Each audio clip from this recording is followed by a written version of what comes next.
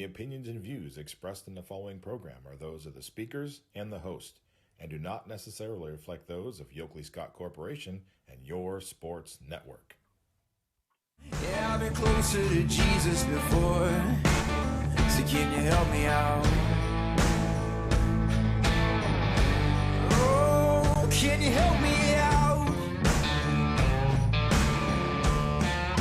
Am I on my own? Am I on my own?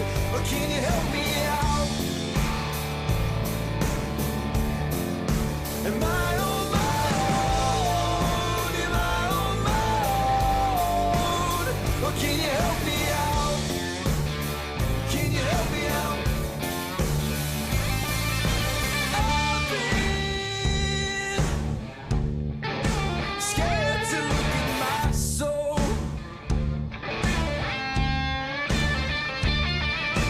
I've been afraid I would follow alone. Yeah, afraid of the things I've been told. Welcome into a Wednesday edition of Running Points presented by Greenwood Chevrolet on Mahoning Avenue in Austintown. If you're in the market for a brand new or slightly used automobile, you need to check out the great folks at Greenwood Chevrolet on Mahoning Avenue in Austintown. MP Vivo Heating and Air Conditioning Hotline open for business, 330-886-0813. That's 330-886-0813. With you till 3 o'clock, at which time DJ and the fellas will have the Power Hour at 12:15 today. Actually, in about 12:20, we're going to be hearing from Brian Driscoll, IrishBreakdown.com. We'll get his opinion on what went wrong in the national semifinal game between Notre Dame and Alabama. Where does Notre Dame go from here? And we'll get all the particulars with Brian Driscoll. We'll be talking YSU women's basketball at 1 o'clock with Dre Smith, YSU men's basketball with Rob Schmidt at 2 o'clock.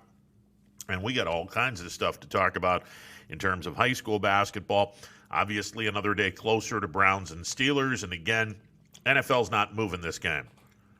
Despite what's going on in Cleveland, the NFL's not moving this game. It's just, I would be very surprised if it happens, mainly because this is a multi-billion-dollar business and the playoffs are where the money is.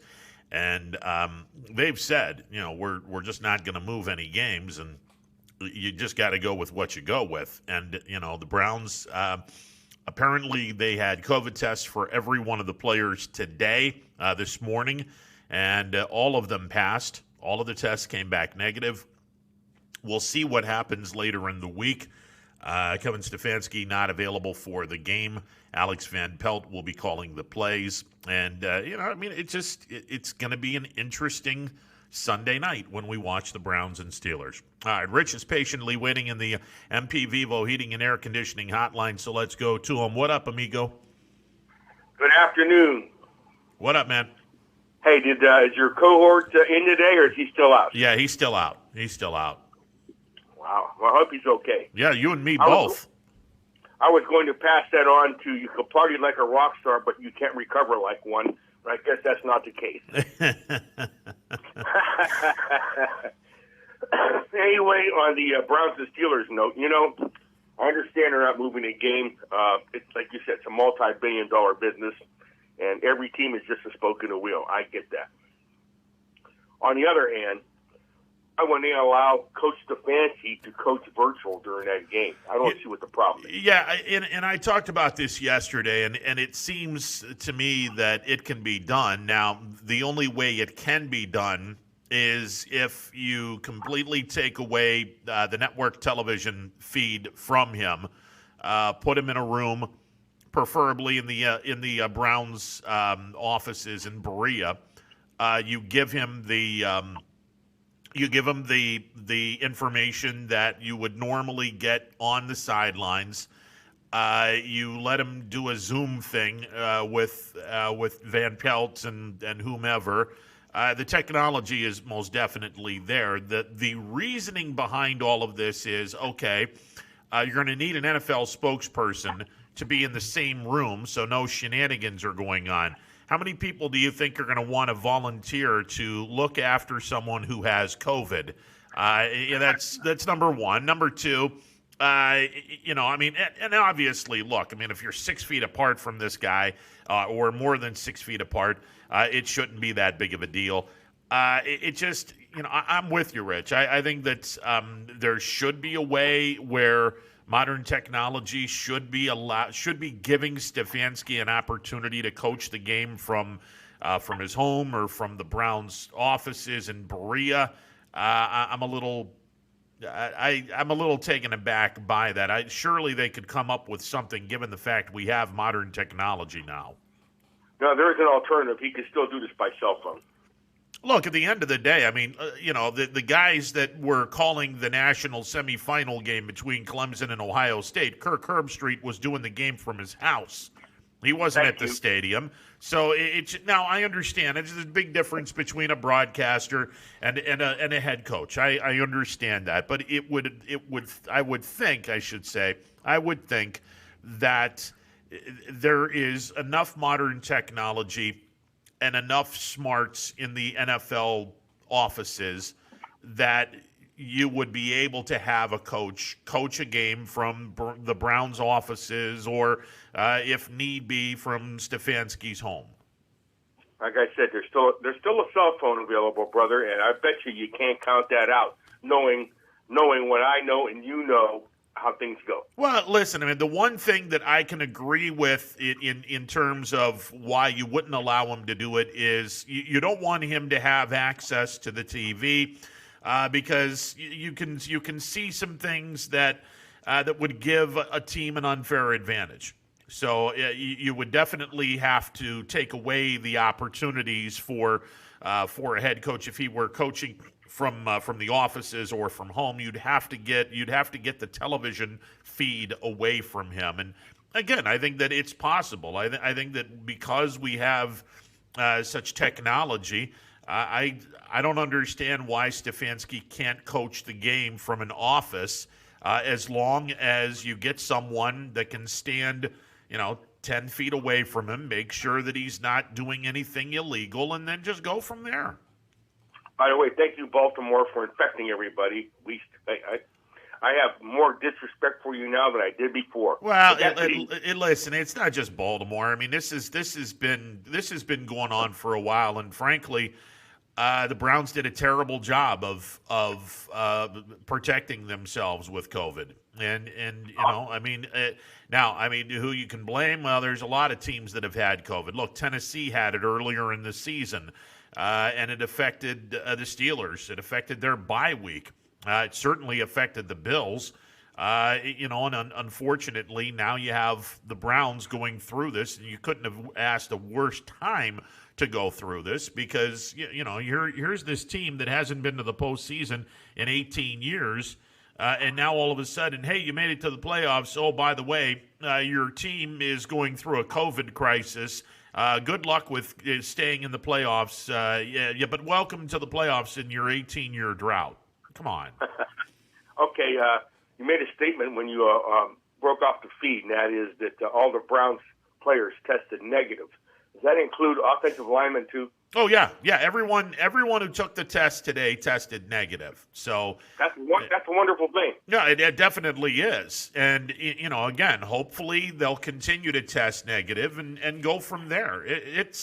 Look, I mean, I know a lot of people are, especially the sky is falling type of fans, and you know who those people are. And they're all sitting back and saying, "Oh my God, we're going to get destroyed on Sunday night." Listen. The Browns are not going to get destroyed on Sunday nights. This is just because Stefanski isn't there does not mean that Stefanski's fingerprints aren't going to be all over this game plan. Believe me when I tell you, folks, the game plan is going to be in the can long before Kevin Stefanski does not escort this team to Pittsburgh. And Alex Van Pelt is going to call the game exactly the way Stefanski would call the game. This is not going to be as big of an issue as everyone thinks it is. That's my belief. I was standing in line to get into B&B yesterday with my wife. And by the way, the B&B in the Boardman Plaza had moved next door. You should see the new facility. Man, is it awesome. Where are they located now? They're still in the Boardman Plaza, but they moved next door, and they actually moved into the 21st century. Oh, wow. It's a wonderful, yeah.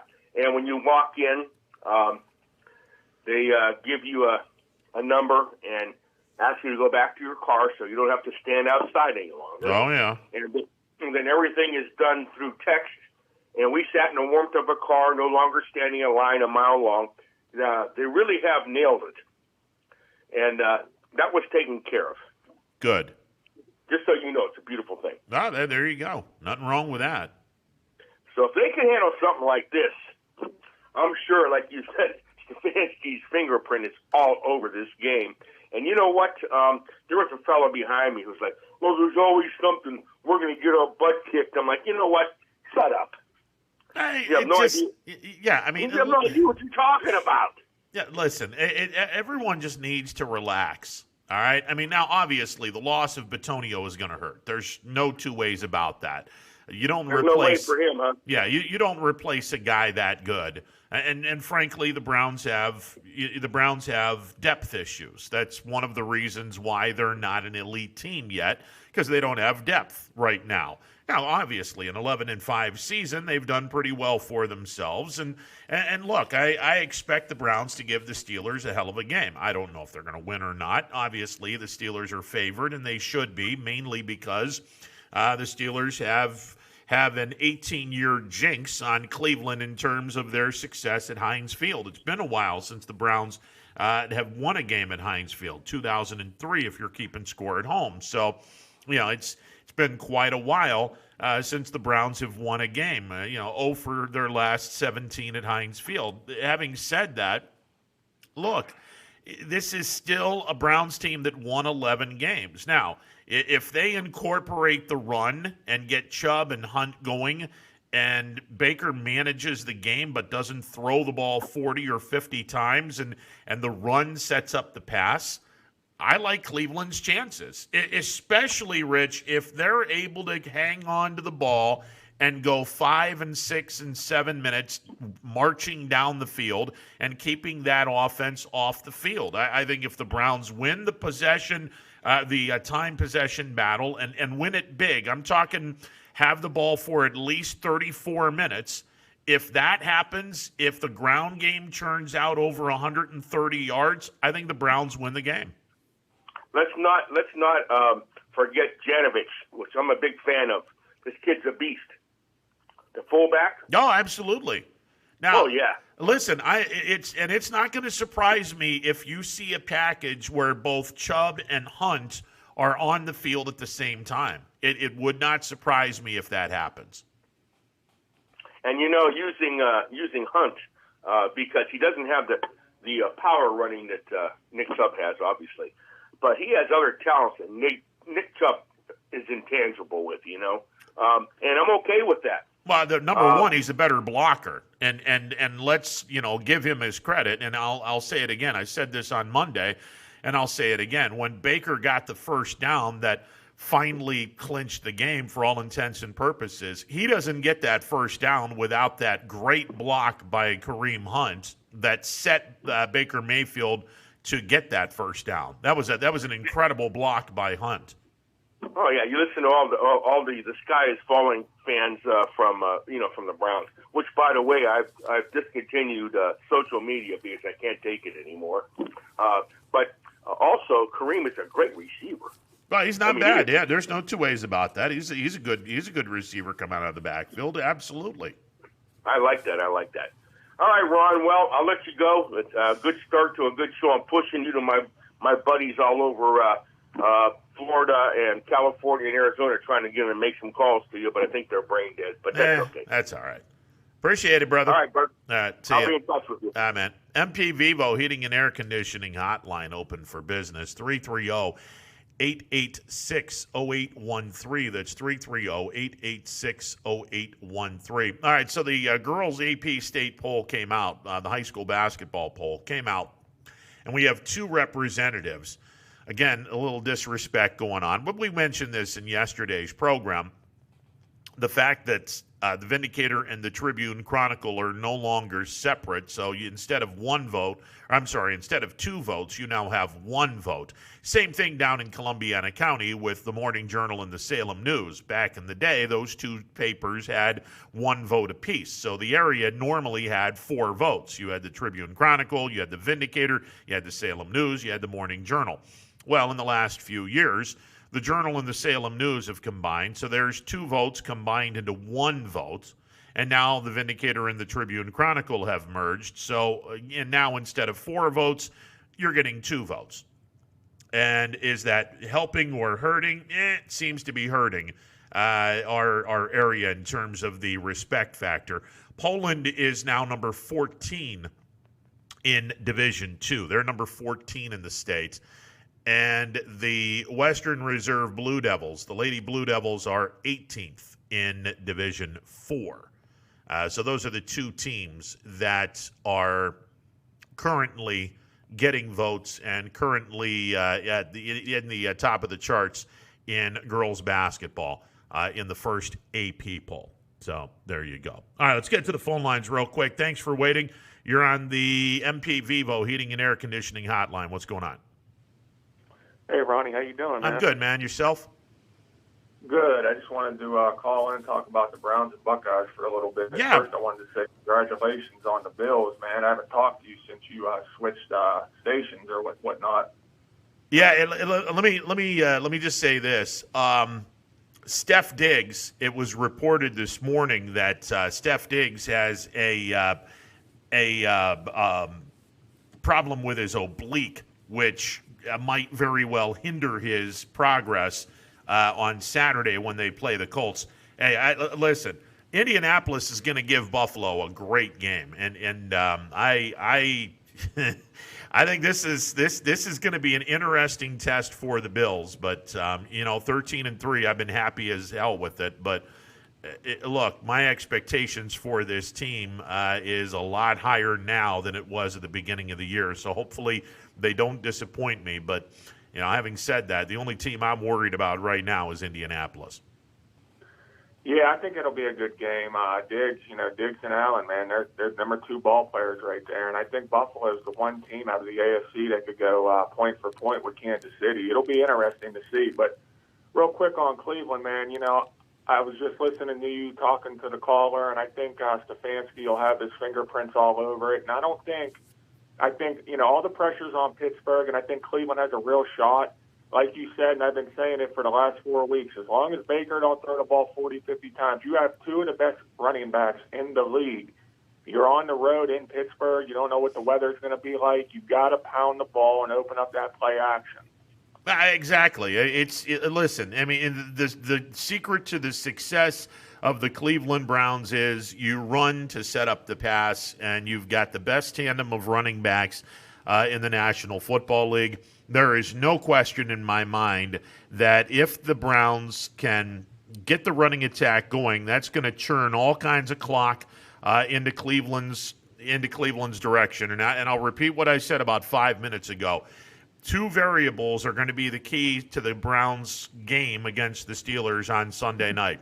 If the Cleveland Browns can hang on to the ball for at least 34 minutes and their running attack can churn out over 120 yards of offense, they're going to win this game on Sunday night. I firmly believe it. And by the way, the forecast for Sunday night is partly cloudy skies, a low of 26, so it's probably going to be somewhere in the vicinity of about 30 degrees or a little above 30 degrees at kickoff. Listen, my birthday was Monday with Ohio State and Cleveland making it to the playoffs for the first time, and who knows how long. It's been such a great week. What are your thoughts on Alabama and Ohio State? I think Ohio State could win, and I'm not just saying that because I'm a Buckeye fan.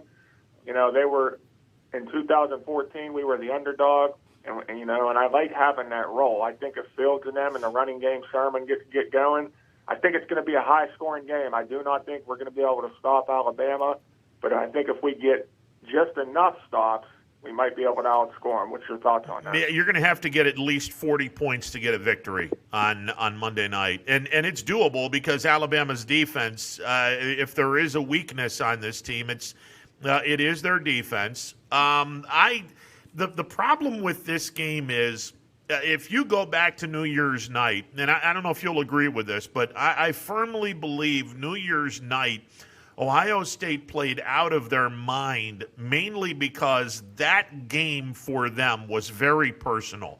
It wasn't the fact that, okay, we're so much better than you, more than it was, okay, Dabo said a couple of things that were incredibly disrespectful, did a couple of things that were incredibly disrespectful. The fact that this team we've never beaten this team in the history of our storied football program, all of that stuff adds up to Ohio State played a game that they took very personally.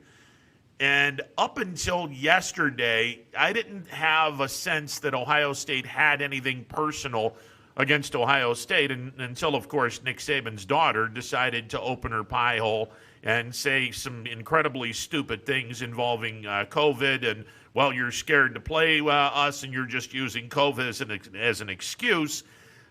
I don't know if that's going to be the bulletin board material to make this game personal or not, but listen, Alabama's a completely different animal than Clemson, and the fact that Ohio State doesn't have anything or any agenda against Alabama like they did against Clemson, it just tells me that Alabama's probably going to win this game, and it will probably be a 10 to 14 point game, but it'll be one of those games where it's single digits until Bama scores late, and it'll be a much closer game than the final score would indicate. Yeah, I agree with you on that. Alabama getting Jalen Waddle back, that's going to help tremendously. I mean, you have two of the best guys on the outside, and you have Najee Harris in the backfield. It's going to be tough to stop them. But like I said, I love having the underdog role for Ohio State and the Browns. And, like you said earlier, I think the Browns are going to give Pittsburgh one hell of a game. I think Monday night, the national title game is going to be one hell of a game. And I think we're in for a good treat, for the state of Ohio in football. Well, hey, man, congratulations on the Bills. I'm going to get going here, and hopefully the Browns and Buckeyes win.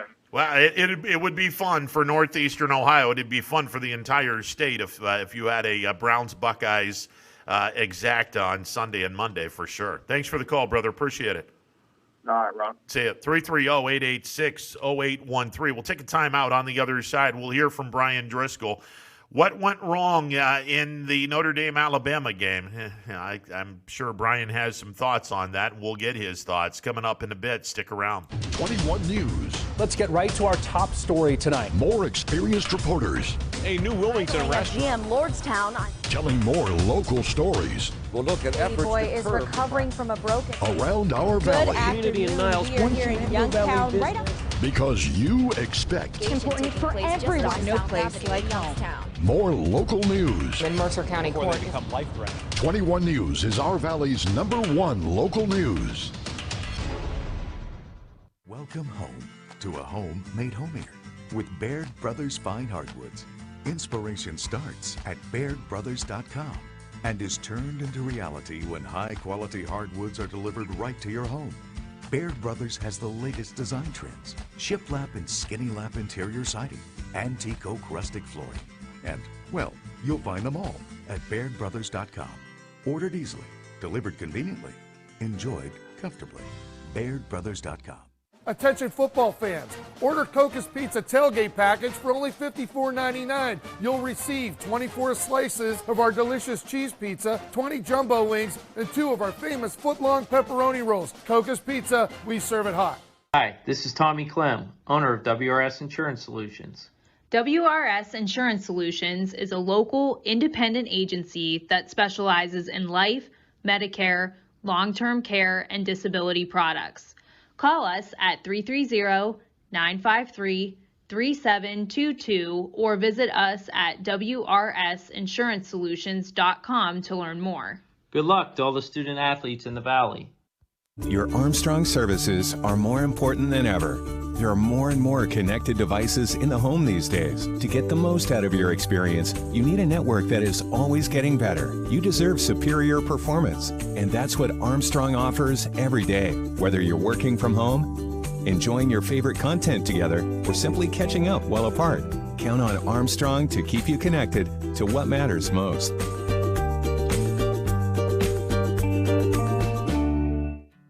To Greenwood Chevrolet because I was really interested in looking at the tracks. Because I wanted my dream truck. Because I've been going there for 20 years. I think whenever we go there, whatever car we're looking for, they have tremendous inventory. If you're looking for people who care about you, Greenwood is the place to go. You know, it's like family there. The girls know me in service. It's Miss Kim in the Tahoe. I'm really happy that I went to Greenwood Chevrolet. Because they really went the extra mile for me. Now we're going the extra mile for you, only at Greenwood Chevrolet. For heating, cooling, and indoor air quality, the Mahoning Valley trusts MP Vivo Heating and Air Conditioning, offering worry-free repair, service, and installation. Call MP Vivo today for a free estimate. MP Vivo Heating and Air Conditioning. We're your energy-efficient experts. Welcome back to a Wednesday edition of Running Points presented by Greenwood Chevrolet on Mahoning Avenue in Austintown, beg your pardon. Mahoning Avenue in Austintown, where you will find Greenwood Chevrolet. MP Vivo Heating and Air Conditioning Hotline is currently being occupied right now by our guy from IrishBreakdown.com. Brian Driscoll joining me on the said MP Vivo Heating and Air Conditioning Hotline. Brian, Happy New Year to you, sir. Yeah, same to you. Okay, so a lot of things to talk about. The game, the bizarre post-game words of wisdom by Irish coach Brian Kelly, and a couple of other interesting tidbits as well. First for the game, and let me preface this by saying I did not watch the game live because I was doing some things for Youngstown State University, and as interestingly enough, I was able to listen to the Notre Dame radio broadcast on my way home, and then I watched the game. On my way home, I was listening to the Notre Dame radio broadcast, and Brian, I swear they were piped into everything that you had been saying for quite some time, where these two guys said from the get-go, and from the entire time that I was driving from Youngstown to my house for about 20 minutes as I was in the car, I was hearing these guys with the central theme of Irish receivers were open. It would have taken a tight window, but Ian Book refused to throw the ball into a tight window, and that was the reason Notre Dame lost to Alabama. And there are a lot of people that share your opinion, and unfortunately on Saturday, I guess the definition of insanity is expecting a different result when seeing the same old, and unfortunately, we saw the same old on Saturday.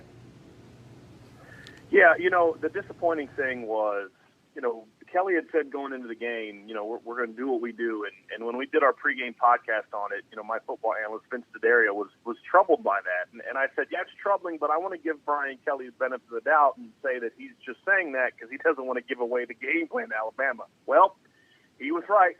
They just did what they did. I mean, there was no new concepts. There was no trickery.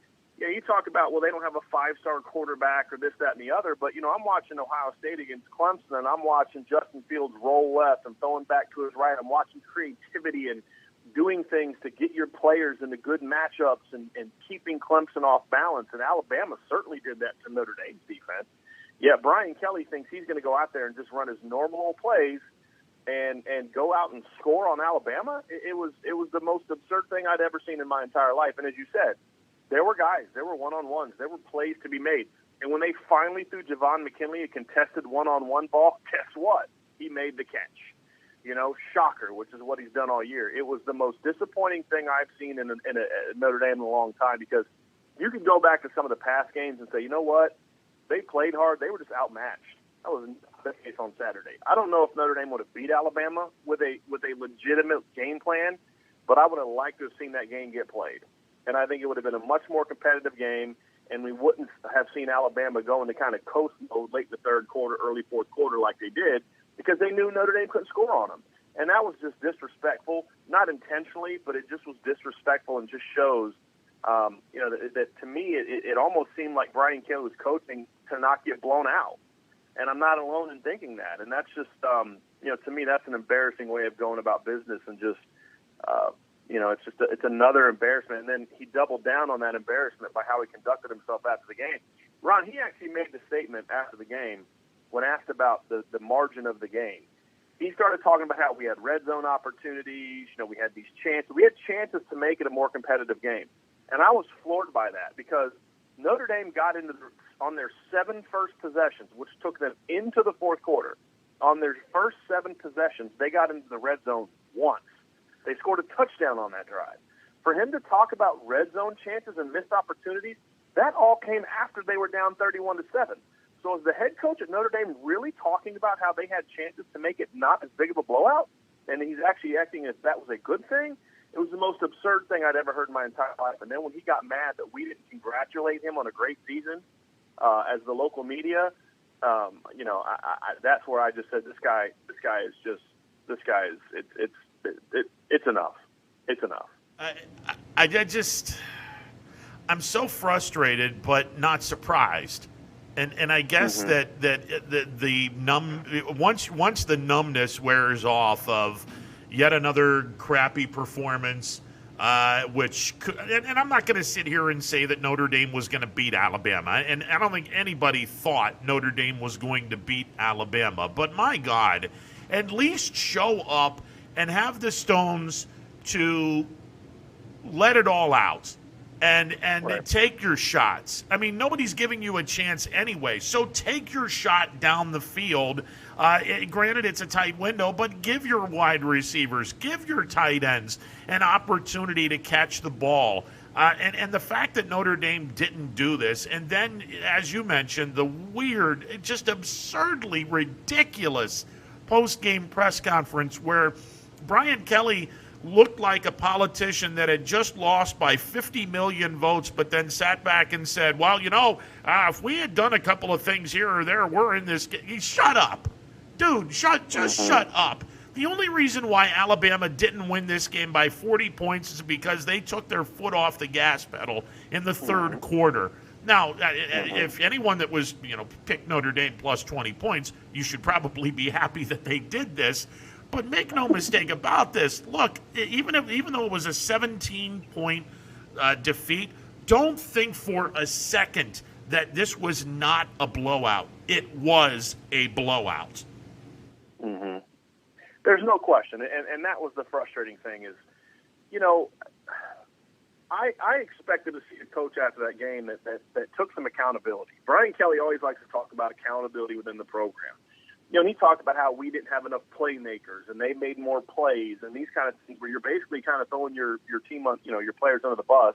They didn't make enough plays when in reality, the problem was not the players. The problem was the coaching and defensively to a degree, but more so on offense, where when you look at this and you say, you didn't even give your offense a chance to compete. Because here's the thing, you'd made a statement, Ron. You said, you want to at least see them compete and take a chance. Well, the players did. The players battled. The players played hard. They got after it. You saw Alabama on offense game planning against the Notre Dame defense because here's the interesting thing from the game. Do you know how many – it's a rhetorical question. I don't expect you to know the answer, but if you do, props to you. Do you know how many throws Alabama had that went 20 yards past the line of scrimmage in this game? Now I got to think long and long. I was going to say 2, but yeah, 1. All right. And it almost got intercepted. So Alabama knew that the Notre Dame defense, the front 7 especially, could give them some problems at getting after the quarterback. They knew they didn't have a very mobile quarterback. So do you know what they did? They game planned to say, we're not going to let that part of their team beat us. So they ran screens, they ran quick game, they ran quick, moving the quarterback out of the pocket. They did things to neutralize the Notre Dame pass rush. Notre Dame simply looked at Patrick Surtain and said, yeah, he's really good. We're not going to try to throw at him, and that's all that they did. There was nothing new. There was nothing specific for Alabama. There was nothing that said, hey, this is how we think we can beat them. It was, we got really good linemen, we're going to run the ball, and then that's it. And there's such bizarre things like on 3rd and 7, they run a quarterback outside zone play near midfield, which if you're going to go for it on 4th down, I guess makes some sense.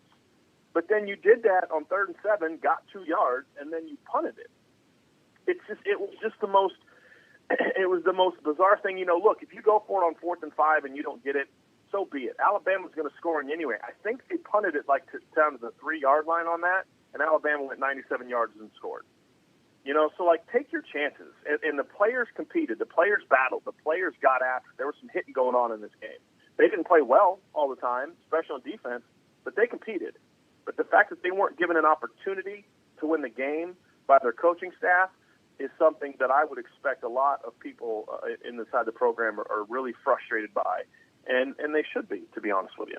And Monday, when Ohio State plays Alabama, I will guarantee you Ryan Day is going to give his Buckeye players every opportunity to do whatever they can to knock off Alabama, and the game plan will be far more exotic and far more detailed. And it frustrates the hell out of me that, we're just going to do what we do. Well, what you do is good for the jabronis of the world in college football. But when you go up against a top 10 team, what you do doesn't cut it. And it hasn't cut it for quite some time. That's the frustrating thing, is I don't think that Brian Kelly understands that.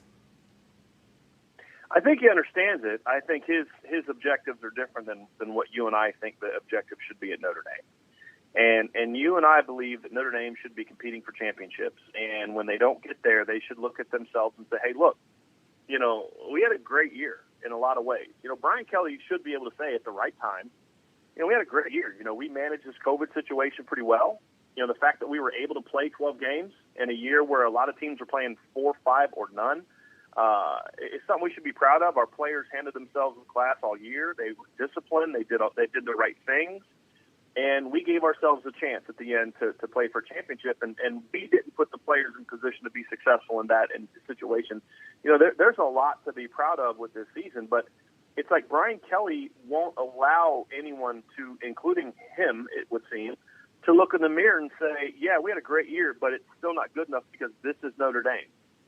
And you'd say, well, he's just doing goat speak, but the reality is the offense has been the same for 8 years. Same basic system. The only time we saw any kind of jump was during the Chip Long era, and then Kelly fires him a year after they had the best scoring offense of Brian Kelly's 10 years as the head coach, fires Chip Long, brings in a 28-year-old offensive coordinator who's been a college football coach for really basically 4 years, and they take a step back on offense, and they're back to kind of what they've always been, and they got rid of things that could have helped them, be more successful this year. And he won't look in the mirror and say, this has got to change. I wrote an article about that today at IrishBreakdown.com, that the defense is playing at the championship level. Notre Dame defensively, even against Alabama, played well enough to give them a chance to compete on based on how you have to play to win championships in college football now, which is you got to score.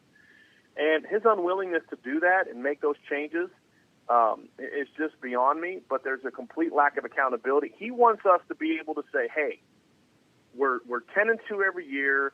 That's good enough. That we should be happy about that. It's almost as like, well, hey, I'm not as bad as Charlie Weiss or Ty Willingham, so you should just shut up and take it.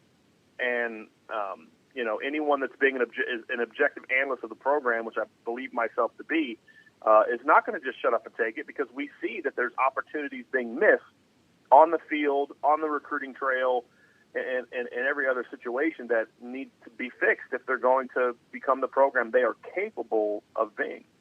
I'm glad you brought up the defense, because, again, you give up 31 points to Alabama. You've basically done more than enough to win the ball game. The truth of the matter is, I don't think there's another team that is slowed Alabama down to where they only scored 31. Now, having said that, again, they took their foot off the gas pedal and could have probably scored into the 40s, but the reality is they didn't, and they scored 31 points in that particular game. I'll be curious to see what happens on Monday night when Ohio State plays Alabama. I think Ohio State, the only way they win this game is if they get into the track meet with Alabama.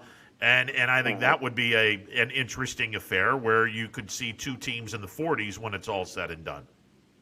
Mm-hmm. Well, and that's what we've seen quite a bit. I mean, look, this is something I've been making for years now. You want to win a college football championship, you got to score. Alabama beat Clemson, or Ohio State scored 42 in the first playoff game to win. The next year, Alabama scored 45. The next year, Clemson scored 35. Clemson scored 44 the second time they beat Alabama for a title. LSU scored 42 on Clemson last year. The only time we haven't seen a high-scoring game was the year that we saw two SEC teams playing each other, Georgia and Alabama. So, yeah, you got to score, and that's modern football. You got to score. You're not going to ground and pound and run the clock out and limit possessions and score, because if you only give Alabama 6 possessions, they're still going to score on 5 of them, and you didn't. So, you look at the defense and look, they played – Alabama took their foot off the gas. I admit it. I said it. You said it. We know it. I think they would have put at least one more touchdown on the board. But Notre Dame made a stop late second quarter and on the first possession of the third quarter. They made 2 back-to-back stops where they held Alabama without points.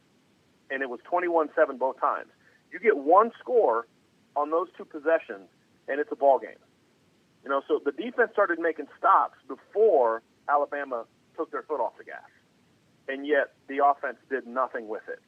And that's just a recipe for disaster in college football in today's modern era. And if Brian Kelly doesn't wake up and realize that he's got to make changes to his program now when it comes to how they run their offense, then this is just who Notre Dame is going to be. It's a 10-2 program that is going to be able to get on the big stage because they play weak schedules, but they're not going to be able to get the job done. And I'm going to tell you something else, Ron. The schedule's toughening up here a little bit in these next couple of years, especially 2022, when they've got to play Clemson and Ohio State in the same year. So if he doesn't get it fixed soon, then they're not going to continue to have the success that they've had even the last few years. They've got to get this fixed. Brian Driscoll joining me on the MP Vivo Heating and Air Conditioning hotline. You can see his work. Go to irishbreakdown.com. Speaking of breakdown, the natives are very restless in South Bend, Indiana. A number of players announcing in the days after the loss to Alabama, a number of players have announcing, peace out. I'm leaving Notre Dame and either transferring to another college or going to the National Football League and take part in the National Football League draft. A lot of names, Brian, and from what I understand, there's a lot more that are going to be making an announcement here pretty soon. Yeah, so the transfer portal now is going to happen in 3 waves. And this is not just Notre Dame. This is kind of with everybody. There's the immediately after the season, I know I'm leaving and I'm gone and I don't really care about the spring because I would like to transfer before then. That's the first wave. The second wave is going to come about a week to 2 weeks after players enroll for the spring semester. My understanding is that there are rules that once a player has been in the semester for so long, then his scholarship for that semester is guaranteed. So some players are going to wait till then to make sure that they get this semester guaranteed because they want to, maybe they're close to graduating or, they just want to get another semester in. The third wave is going to happen after spring ball.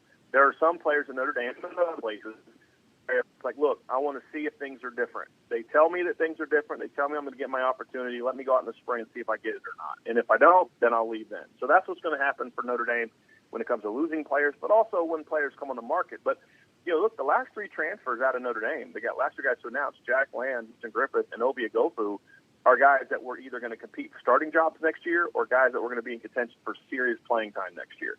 These are not guys that never play. Obi Agofu played about 20 snaps against Alabama. He played over 200 snaps this year. Houston Griffith played a lot of football this year. He was set to start at safety next year, or at least be in contention to start. So the fact that you're seeing guys that were going to play leave tells you that there's a lot more to this than just, this guy's not going to play, so he left. Like Jafar Armstrong is a normal transfer. He kind of got beat out by some younger guys, and he wants to finish his career somewhere where he can get the ball. No problem with that on either side, But there's other transfers that have happened and that will happen that are more indicative of there's something more going on here than what people think. Because I think fans look at 10-2, ranked in the top 10. Everything must be happy. no, that's not the case, which is what I've been trying to warn people about as subtly as possible all year, and I think now people are starting to see it. Brian, Clark Lee is now going to go to Vanderbilt to be the head football coach, and I was talking with a colleague of mine who is very much into Vanderbilt football, and he tells me that Clark Lee is potentially bringing a couple of guys on the Notre Dame staff with him. Is there anything coming out of South Bend that would verify this? I haven't heard anything officially. I have heard from some sources as well that, depending on who gets the new defensive coordinator job, I think that's a big part of it, is when you're a defensive assistant and there's a chance they're going to bring in a new outside coordinator, you're not guaranteed to have a job. So do you want to wait around for that to happen and then allow a bunch of other jobs to kind of close up, or do you want to sort of express interest in other jobs or maybe look for other jobs? I think that's kind of what we're seeing right now. So I think that we will see a lot of shakeup. When the stuff started coming about Clark Lee leaving, I said on our podcast at irishbreakdown.com that he won't be the last. We're going to see some staff changeover this year, and that's not necessarily a bad thing. I think a healthy dose of turnover every couple of years is kind of needed in today's era. You don't want to be turning over coordinators and offensive line coaches all the time, but I think sometimes some fresh ideas, some fresh blood, some different personality can be beneficial. And let's not forget, though, when Brian Kelly made his biggest staff overhaul is when we saw them go from 4-8 to 10-3. So it can be good if you make the right hires, and that's going to be the key for Brian Kelly is when guys leave, you got to replace them with equal or better talent, and that's what remains to be seen. If you can do that, then Notre Dame could actually come out of this better than they were before. But if not, we're going to continue to see Notre Dame slowly start to take steps back from where they were when they reached their peak in 2018. Brian, what is the ingredient that Notre Dame needs for the Irish to be a championship caliber team? In your opinion, with Brian Kelly as the head coach, I mean, short of firing Brian Kelly, which I wouldn't be opposed to, even though Brian Kelly has had an unbelievable success at Notre Dame. He's the Marty Schottenheimer of Notre Dame, where, 10-2, it's for new age people that have never seen a national championship, 10-2 might be somewhat reasonable, but for people that were actually alive and actually saw multiple national championships being won, albeit multiple national championships for me. I got to go back to when I was a kid, but multiple championships won. What does Notre Dame need to do to get to that level? I think, honestly, to move forward, Brian Kelly needs to look back.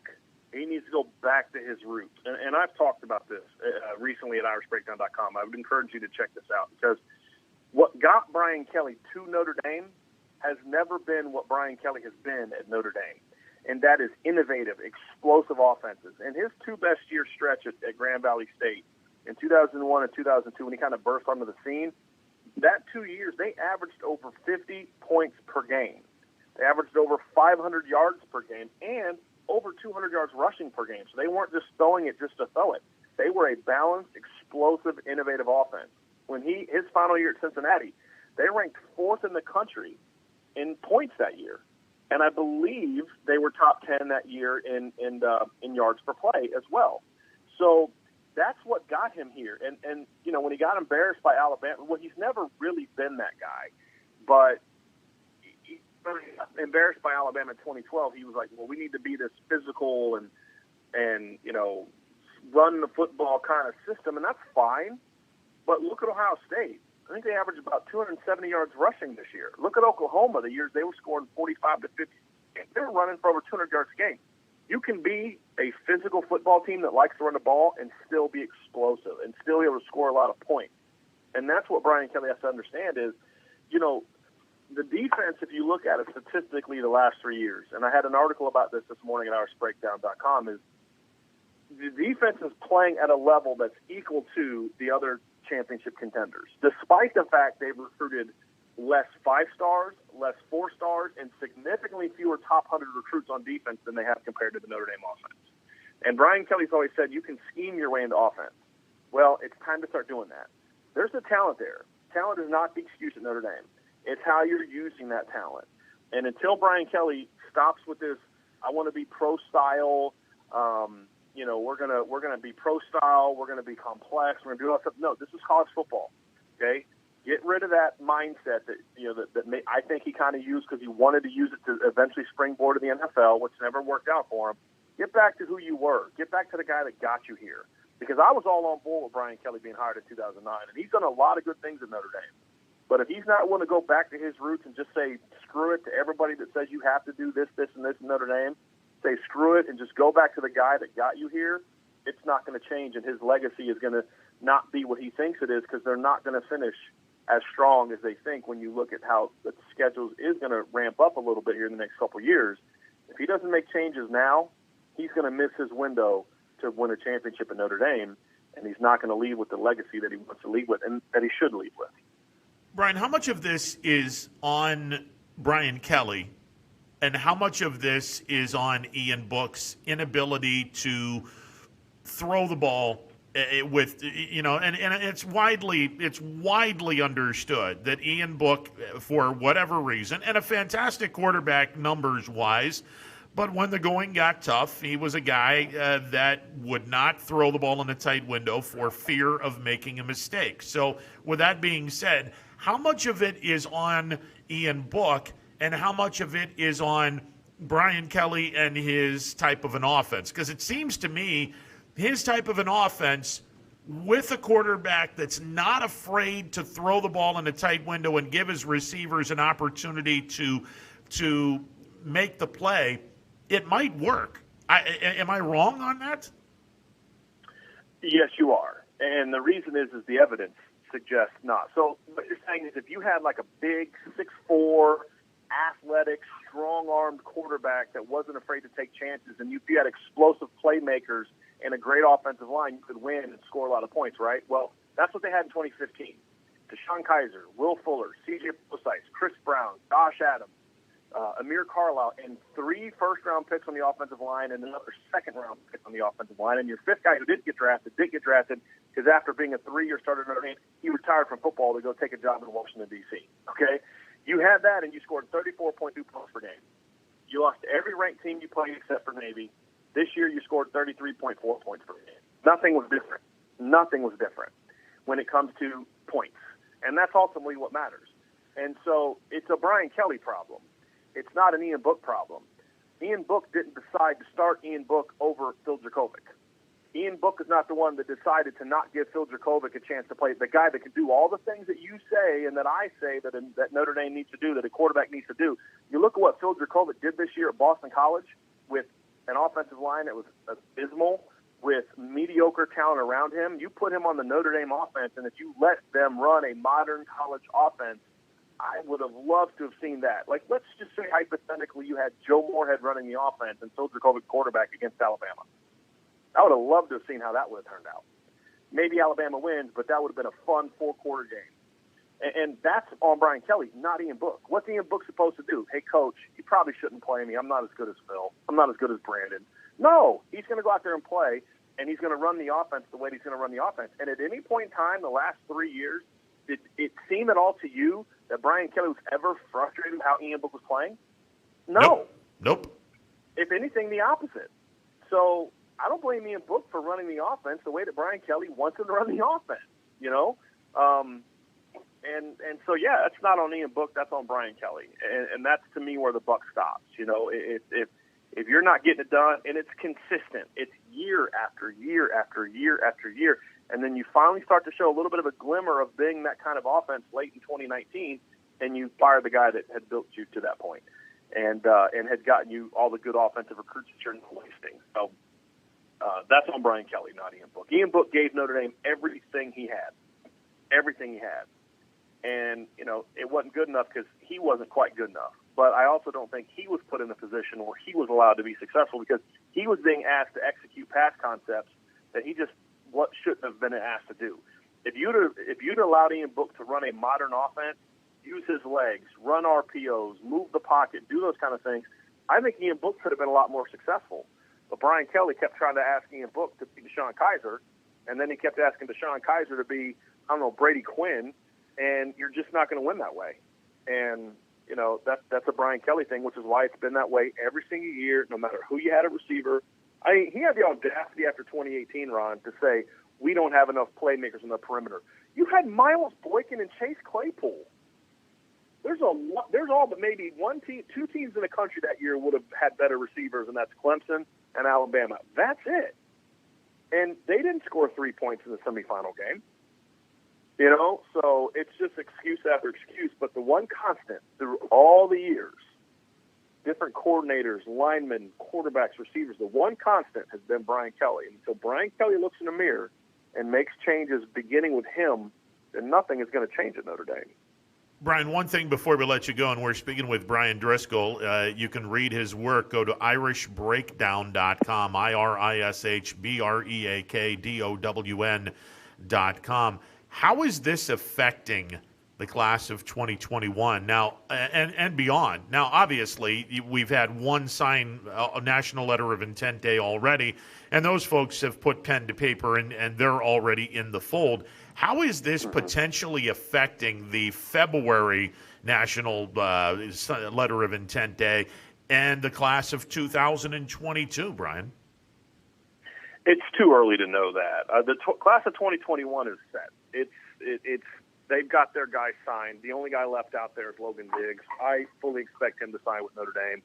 So I think that 2021 it won't affect him. 2022, we really don't know. We haven't got into the winter recruiting period yet. We don't know if they're going to be allowed to have visits. I don't think it will affect Notre Dame a whole lot. I think if they make a good hire, if they make some good, quick changes this offseason, I think it could be a good thing. I think, if anything, if Brian Kelly's smart and savvy and is willing to look in the mirror, this could be a great thing. Hey, look, we don't score enough. We got to become a more explosive offense. So my task for Tommy Rees, and I actually think this would be great for Tommy Rees. You got a smart, young, 28-year-old modern kid. Let him go out there and spend time with Lincoln Riley this summer. Let him go spend time with Tony Elliott. Let him go spend time with Ryan Day if they'll let him. Because usually these coaches will be welcoming to each other. You know, do that and let him learn modern offenses. I think he would be more successful in that kind of offense, running it, than he would be in trying to, regurgitate Brian Kelly's outdated pro-style offense. So, and that would be exciting to recruit. Hey, look, guys, we're going to make this change. We're going to this new up-tempo. We're going to throw the ball around. We're going to run RPOs. We're going to try to score 40, 50 points a game. Now, all of a sudden, hey, you guys were pretty good before. You guys were 10-2. You were in the playoffs 2 of the last 3 years, and now you're going to make this change on offense. That'd be one heck of a selling point for recruits. I don't think he's going to do it. But if he does it, that'd be great. I'll believe it when I see it, because offensively, Brian Kelly has shown a lot of stubbornness the last 11 years. Is it going to be to the point where his stubbornness ultimately cost him his job? No, I don't think the Notre Dame administration has any desire to fire Brian Kelly. I think they'll unless they just have like another 4 and 8 years, I think they're going to let Brian Kelly write his contract out. The only way I would change my answer is if Jack Swarbrick's gone, because Jack Swarbrick has no intention of moving on from Brian Kelly, barring a disastrous season. I think he's earned enough. Look, they're happy with 10-2. They're making a lot of money. They're making a lot of money at Notre Dame right now off the football program, and they're happy. They're content with that, and I don't think they necessarily. I think they've convinced themselves that they can't win in today's era, because Brian Kelly's been telling them for the last 10 years, you can't win it. And that's my final thing, or I'll leave you this. Charlie Weis failed at Notre Dame. But you know what Charlie Weis never did? He never made excuses, and he never came to Notre Dame. Brian Kelly, his entire tenure at Notre Dame, constantly talks about how they have to recruit down a different aisle, shop down a different aisle. He talks about how bad the weather is and how there's not a lot going on in South Bend. He's the best negative recruiting ad that anyone could have against Notre Dame. Just play clips of the head coach talking down Notre Dame and South Bend and how difficult it is to recruit here. You never heard that from Charlie Weis. And what did Charlie Weis do? He recruited elite players. Now, he couldn't coach them, but he could recruit them. If Brian Kelly would buy into Notre Dame and accept that, hey, you can do it here if you're willing to put in the work, he could leave with a championship. But his stubbornness of not doing that is why he won't leave with a championship. But I don't think it's going to get to the point where the school is going to fire him. I think he's either going to take an NFL job or he's going to retire in the next 2-3 years and take his money and go do something in TV or politics. It's frustrating. It's frustrating being a Notre Dame fan. It truly is. Brian, all the best. Yeah, all the best to you, my brother. And hopefully we will talk next month and get the recruiting National Letter of Intent Day, and we'll get you on then, and hopefully we have a full season next year. Sounds good, buddy. Thanks for having me on. All right, see you. Brian Driscoll, you can read his work. Go to irishbreakdown.com. All right, we're going to take a time out. On the other side, Dre Smith will be calling in on the MP Vivo Heating and Air Conditioning Hotline. We're going to talk YSU women's basketball. It was good to see the ladies on the floor as they played Wright State over the weekend. We'll catch up with Dre coming up in a bit. Stick around.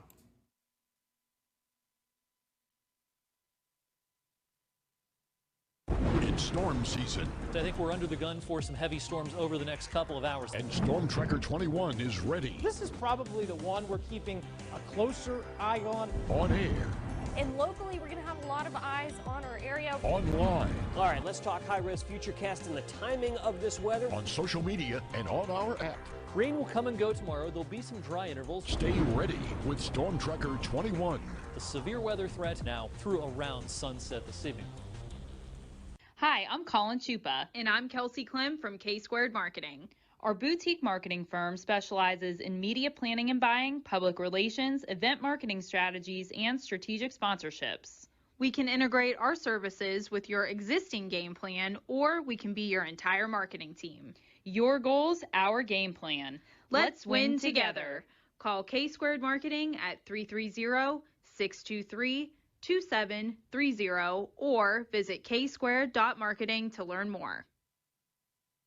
Hi everyone, this is DJ Yoakley with Your Sports Network. We appreciate your support of YSN and welcome you to the YSN family. Our broadcast streams are brought to you live at no cost to you by sponsors that are local to this community. Without the vision and generosity of our sponsors and partners, we would not be able to bring this game to you today. So please support the great businesses and leaders that are making this game possible. And if you're a business in need of great advertising and sponsorship opportunities, feel free to head over to our site for more information on the right fit for you. We are local, we are loyal, and we are live. We are YSN. Ah, the details. Baird Brothers Fine Hardwoods is one fine ride. Perfect cornering, superb handling, sporty and stylish, power to spare, plus awesome mileage. Yeah, jaw-droppingly beautiful lines and well appointed with luxurious trim. Put more oomph in your life and start beholding the molding. Find your home's fine hardwood at BairdBrothers.com. No matter what the weather, be prepared with a reliable, efficient Rude gas furnace or air conditioner from MP Vivo Heating and Air Conditioning. Call your energy-efficient expert, MP Vivo, today for a free estimate. Here at MP Vivo, we rely on Rude, and so should you.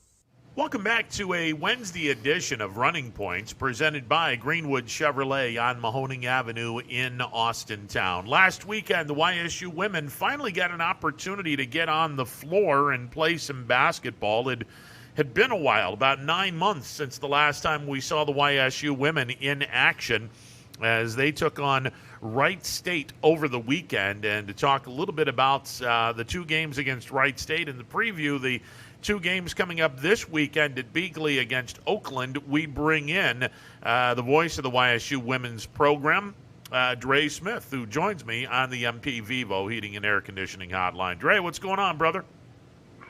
Oh, Ron, just another day, trying to get ready for some games this weekend, and, looking forward to it. I think it was a good start last weekend. Obviously, a couple of losses are not what we wanted, but looking forward to another chance to get back on the floor this weekend. I thought that defensively, and the Penguins, they played some really good basketball for the first 6 of the 8 quarters, game and a half.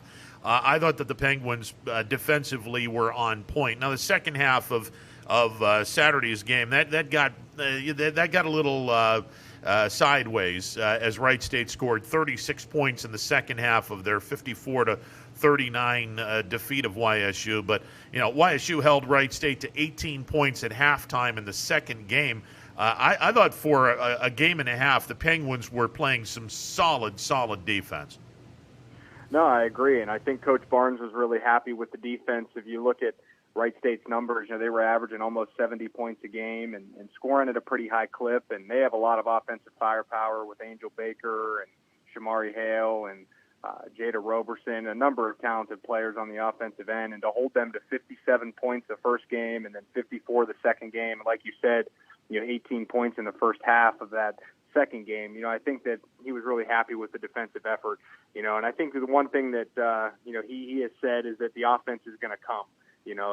Being out as long as they were, being off the floor, not having a chance to practice too much over the last couple of months, the offense is going to be a little bit shaky just in terms of rhythm and making shots and being comfortable. But, I think he was worried about the defense. How are we going to be able to hold Wright State in check? And, for the most part, you're able to do that. Things, like you said, got a little out of hand in that second game in the second half when Wright State just caught fire. Really some of that wasn't even bad defense. It was just Wright State making shots. And, they had come into that game shooting, I think, 19% from the three-point line, so they really weren't shooting it well at all from outside. And, they got hot in the second half and started knocking down some three-pointers, which is a little out of character for them. And those are the shots that you wanted them to take. And, sometimes you just got to, nod your head, shake their hand, and tell them good job when they knock down shots that you want them to take. But for the most part, the defense was pretty solid, and I think that's encouraging moving forward.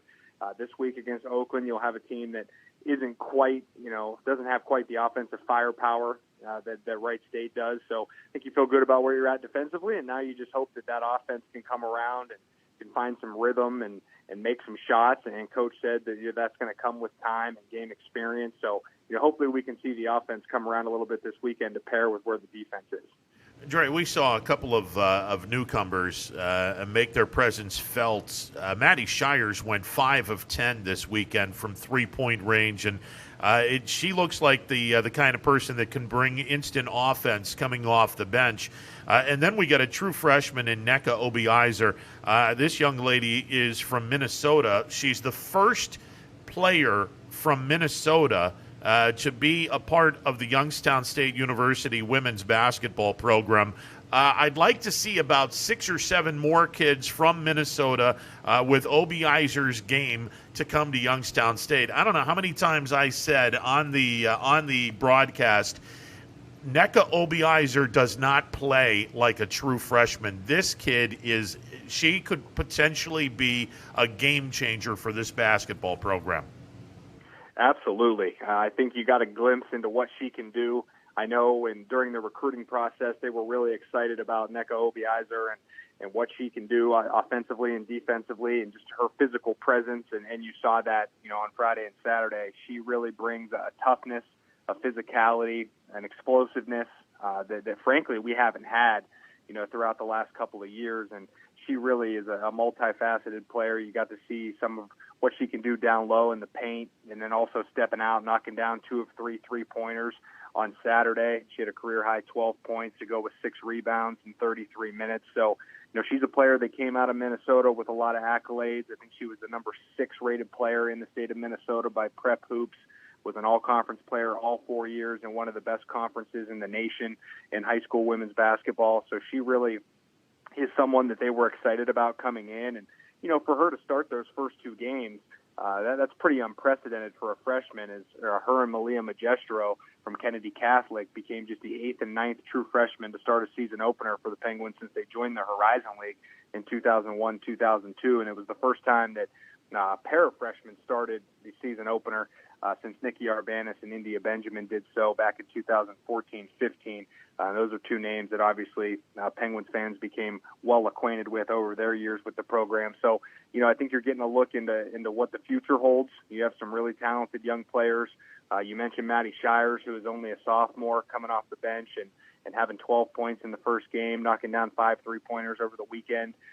There's a lot of young firepower, and, I think Malia Magestro, was a little overwhelmed at times with the speed of the game in her first couple of starts, but we know what she can do. Had a heralded high school career at Kennedy Catholic, not too far from Youngstown, from Hermitage, Pennsylvania. We know she can score the basketball. I think once she gets a little bit more comfortable and catches up with the speed of the game, I think you'll see some of what she can do as well. She can really shoot it and score the basketball. So, with Nneka Obiizer and what she did over the weekend, paired with some of these other young players, a lot of sophomores, There's no juniors on this team. You got 4 seniors and then a bunch of sophomores and freshmen. So the future's really bright. You got a lot of talent, and I think it was a coming out party of sorts for Nneka Obiaizer, and I think you're just going to see her get more comfortable. As I mentioned, as the speed of the game, slows down for her, as she gets more comfortable with everything that's flying around her as a freshman. I think you could see her settle in and have a freshman of the year type season in the Horizon League. She's going to be a special player. The kids showed up and played really, really well over the weekend, and under the circumstances. And again, nobody gets bad marks here because, look, I mean, Youngstown State, they had not played a basketball game the entire season. Their non-conference schedule was wiped out.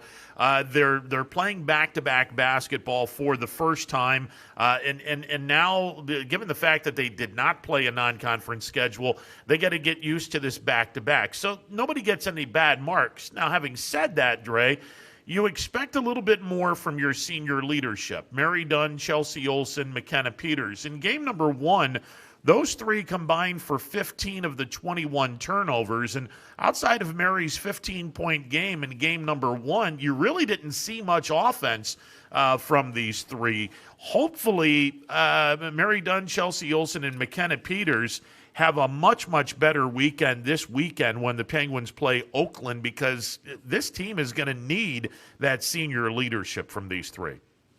No, you couldn't have said it any better, and you're spot on. Those 3 seniors really are what make you go. I mean, Chelsea Olson last year averaged 12 points a game, 7 rebounds, 3 assists, and she had 7 points in each game, but really just could not get comfortable offensively. Had a lot of turnovers in that first game, as you mentioned. McKenna Peters struggled from the field. I think in game 2 she was 2 of 8 from the field, 2 of 8 from the field, or 0 of 5 from the field, and 0 of 4 from downtown. So, you got to get more from them. You're right. Mary Dunn had 15 points and 8 rebounds in that first game and looked pretty good in her first game action in over a year, but then went 2 of 10 from the field in game number 2, which is 7 points. So you're right. I mean, without the scoring presence of Peters, Olson, and Dunn, this team really isn't going to be able to manufacture a lot of offense because you're relying on so many young players. Olson, Peters, and Dunn have to provide that 10 points per game in that area, for you to be where you want to be offensively. And I think a lot of it, as I watched them play and just thinking about what's happened over the past couple of months, I think that there was a lot of pressure that they were putting on themselves. Mary Dunn was taking the floor for the first time since November of 2019 after that knee injury that she suffered a year ago. McKenna Peters and Chelsea Olson hadn't played a game since March of last year. And I think they understand how important they are to this team. They're the leaders. They're the ones that have been around. They've been through postseason. It was almost 6 games under their belt. So now I think with some practice time, with some continuity, and now you've played a couple games with some of these new players, some chemistry I hope is being formed. And I think now that this weekend, I think they'll be a little bit more comfortable. I think the pressure's off a little bit considering that you have got some games under your belt. So I'm looking forward to some breakout games from them. The reality is Chelsea Olson is really the one I'm watching because with her, when she scores the basketball, this team is hard to beat. In her career, when she scores double figures, YSU is 32-11. So anytime she's scoring the basketball and being aggressive on offense, it really opens everything up for this team, and it opens things up for McKenna Peters to shoot from the outside. It opens things up inside for Mary Dunn. She has to be aggressive from that point guard position, or the offense is probably going to struggle. So I'll really be watching Chelsea this weekend. They're going to need her to average 12 to 15 points per game for them to be successful this year. And the same with Mary Dunn. She was averaging 17 points per game through 4 games last year before she got hurt. She's a force inside, and for this offense to work, they need her to have the ball in the post and be a threat. So the double teams have to come, and then you kick out and get those open threes. So definitely looking for more from them this weekend. I know Coach has challenged them and told them that they have to be the ones to lead the charge. So hopefully they answer the bell this weekend.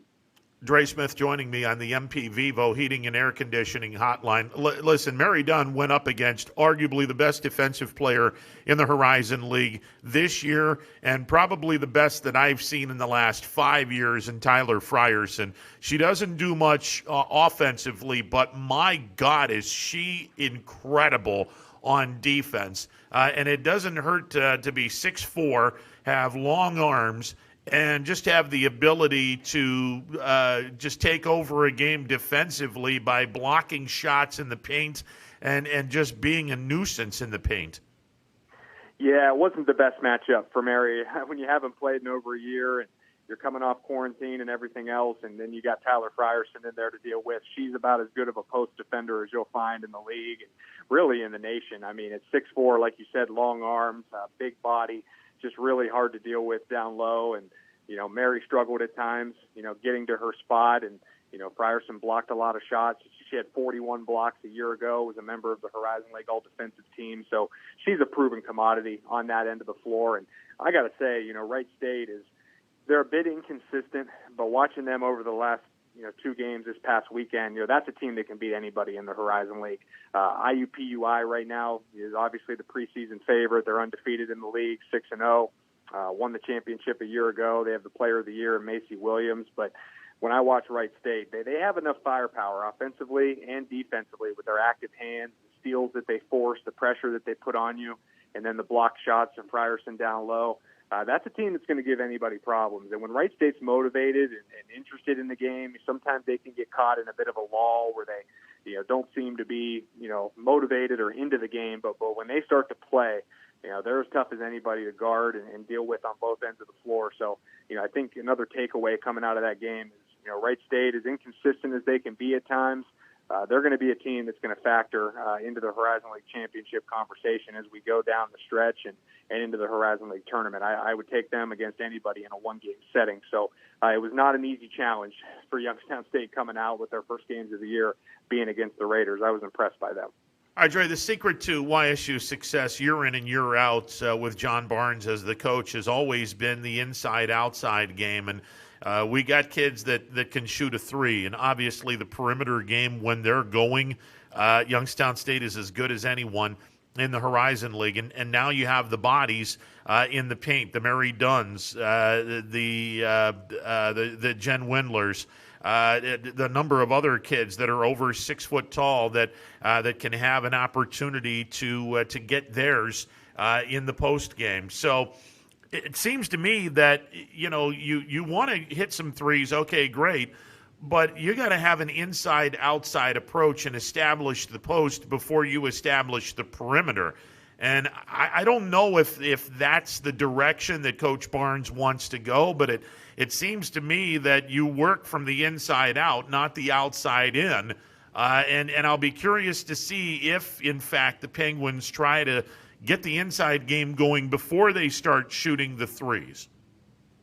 No, I would agree. I think you're spot on, and I think you're going to see them really trying to establish that post game again this weekend. And the nice thing about Oakland, when you look at them, they have a couple talented post players, but nobody the size and athleticism of Tyler Frierson down low or Shamari Hale for that matter. The inside of the paint should be open, for Youngstown State. Oakland does not do a good job rebounding the basketball. They're almost -12 in rebounding margin. So I think there's an opportunity for Youngstown State to get the ball inside, pound them on the boards, and really try and beat them in the paint. Mary Dunn has had some of her best games in her career against Oakland in the past, which I think is a good sign. This is a game where you should be able to give Mary the ball and let the offense flow through her. You got to get her established. When Mary's in a rhythm and playing well down low, this whole offense opens up. I think you saw that in game number 1. When we were able to knock down some open threes, Maddie Shires got some looks, Chelsea Olsen got some looks, McKenna got some looks.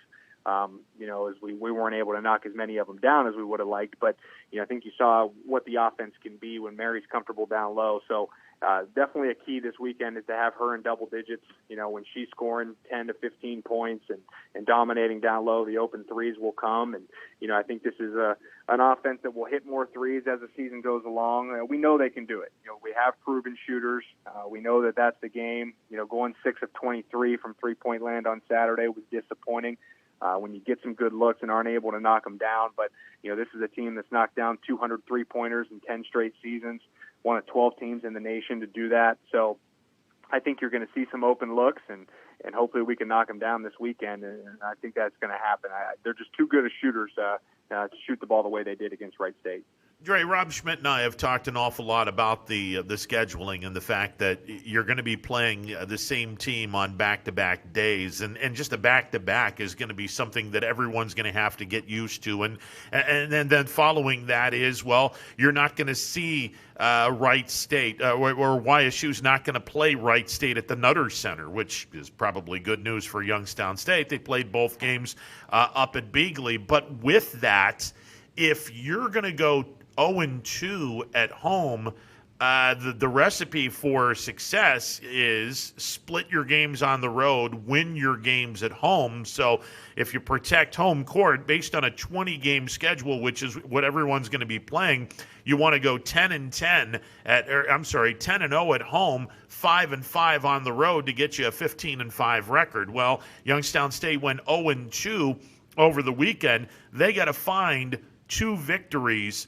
once they get on the road. Now, the first thing that YSU needs to do is sweep a series from Oakland, and then the next time they're on the road, they got to find 2 extra games that they lost against Wright State to keep up with a 15-5 type of pattern, or 14-6, 13-7, somewhere in that vicinity. And Penguins are now going to have to win some extra games on the road if they're going to have an opportunity to have that 13, 14, 15 win type of season in the Horizon League. No, and that's just right. And I think that's what makes this weekend's games even more paramount as you look at Oakland at home, two very winnable games against a team that's had struggles and is sort of middle of the road in the league. It's really 2 must-win games. The reality is that after you lose 2 at home to open the season, you need these 2, and you start to look at the schedule. You go to UIC in Chicago for 2 after Oakland. Those are 2 winnable games. Then you get to come home against Detroit Mercy. Both of those teams really struggling. So those are winnable games. You have 2 road games at Robert Morris, who has yet to win a game in the league. Purdue-Fort Wayne at home, they've yet to win a game in the league. So there's some really winnable games coming up, starting with Oakland this weekend. So, this is a paramount weekend for Youngstown State women's basketball. And you're right, home court becomes so important because the road this year is going to be even tougher when you think about the COVID protocols and the travel and everything that's going to be different this year, traveling and playing back-to-back on the road, staying in hotels, getting up early for shoot-around, and being on a bus with your mask on. There's just a lot that's going to be different this year on the road as well, and it's going to be even tougher to win away from home. So these 2 games this weekend are absolutely paramount, and, Oakland's a team that got swept by Green Bay this past weekend. They swept UIC, split with Wright State. So they're coming off 4 straight losses, but they've shown the ability to beat some good teams. They took Green Bay to overtime in their first game this past weekend, won a game against Wright State. So this is a big challenge this weekend. And it's going to really tell us, I think, where Youngstown State is against a team like Oakland. Can you shake off the rust and find that rhythm that you're looking for? And I think if Youngstown State can, you start looking at the schedule, you could build some momentum here and really start stacking some wins together. Yeah, it sounds like, Youngstown State can go on a run here, and if you go 8-2, 9-1, okay, now you're really back into the swing of things, and the schedule gets loaded up the second half of the season, which is okay for Youngstown State. I mean, if Wright State was the only legitimately tough opponent for the first 12 games in the Horizon League schedule, then Youngstown State is going to dodge a tremendous bullet. As long as they get their legs under them, Youngstown State should be able to win, 8 of the next 10 games, and that puts them right back into the conference championship mode. Unlike the men, where they've got tough games after tough games after tough games, and this weekend, and we'll talk with Rob about this at 2:00. Youngstown State's playing Wright State. Oh, by the way, Wright State's only the defending champs, and oh, by the way, they're a pretty good team still, and it's going to be very difficult for the YSU men, and they're already behind the 8 ball right now. The women, even though last week was the first time that they played in like 8 or 9 months, at least Youngstown State women are going to be getting some kind of a break from their schedule where they have 4 or 5 consecutive winnable games against opponents that, no disrespect to them, aren't quite as good as Youngstown State on paper. No, you're absolutely right. And, the Oakland series will tell us a lot, like I said, but as you look, a series at UIC, and, they're having some COVID issues right now, so hopefully, they are able to get that figured out, and we can play those games in Chicago on the 15th and 16th. But traditionally, UIC's program has been toward the bottom of the Horizon League, and Detroit Mercy is really, really struggling right now. Robert Morris, as I mentioned, is yet to win a game. So those are your next 3 series after Oakland, and you got to really like what you're seeing there in terms of, the opportunity to get some wins. And then you get Purdue-Fort Wayne, who is winless in the conference, and then you got to go to IUPUI, which is obviously a massive challenge before finishing up at home against Cleveland State. But I think if you're the coaching staff, you look at that and you see the opportunity for some victories. If you can just get some rhythm going this weekend against Oakland, I think it can be a springboard for this team to have a surprisingly good season. This was a team that was picked 6th out of 12 teams in the preseason poll in the Horizon League, which I think was fair, considering what was coming back and a lot of young players and just a lot of uncertainty. But the schedule is favorable, so these are 2 huge games this weekend. If you can beat Oakland 2 times and get to 2-2 heading into this stretch, I think you got to feel really good about where you're at. And one of the keys against Oakland, it's going to be stopping Kalasia Dean. If fans out there want a player to watch for Oakland, the junior guard from Bakersfield, California, she's really, really talented. Preseason second-team All-Horizon League, was the Horizon League 6th player of the year last year coming off the bench. She averaged 12 points a game a year ago. She's averaging over 16 right now to lead Oakland. She had 28 points, 9 rebounds, and 7 assists in the first game against Green Bay last weekend.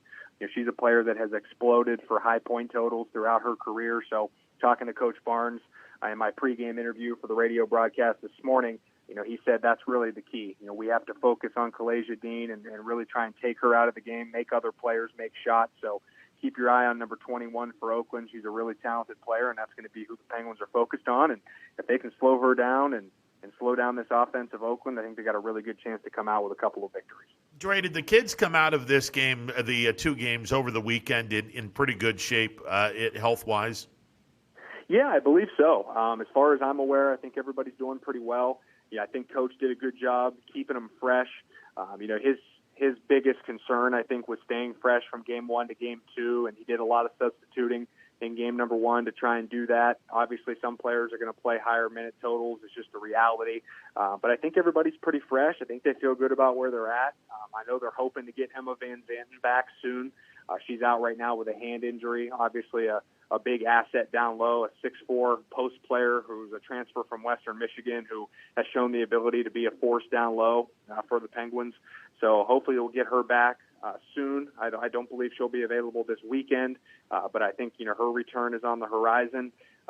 So hopefully you get her back into the fold with everybody else that has finally got back on the floor, and you feel pretty good about where you're at. So, yeah, I think they're in good shape coming into this weekend, and just hopefully the testing and all of those things go smoothly throughout the week so we can stay on track and have a couple of games this weekend.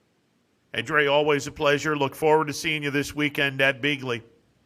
Absolutely. We'll have it for you on 1390 WNIO on Friday at 5, and then we're back on 570 Saturday at 7. So we can't wait to get back on the floor and bring the games to you. Thanks for having me on, Ron. I appreciate it. You got it, brother. Dre Smith joining me on the MP Vivo Heating and Air Conditioning Hotline. We'll take a timeout. Boy, we had some high school basketball last night.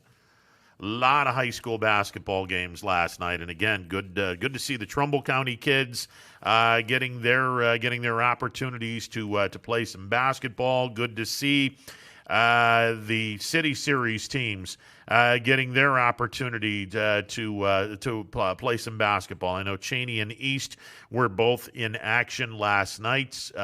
Fitch defeated East. Cheney defeated Canfield. We'll definitely talk some high school hoops from last night. That's coming up after this timeout.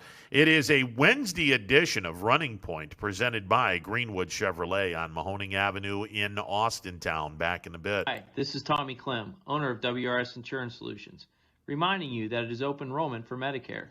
Now through December 7th, those who qualify can visit our local independent agency by calling us at 330-953-3722 or visiting us at wrsinsurancesolutions.com to learn more. Good luck to all the student athletes in the Valley. Attention all football fans. If you can't see your team play, come and dine with us and watch it live at Boardman, Canfield, or Cortland. Or staying at home, we'll deliver right to your door. That's Coca's Pizza. We serve it hot.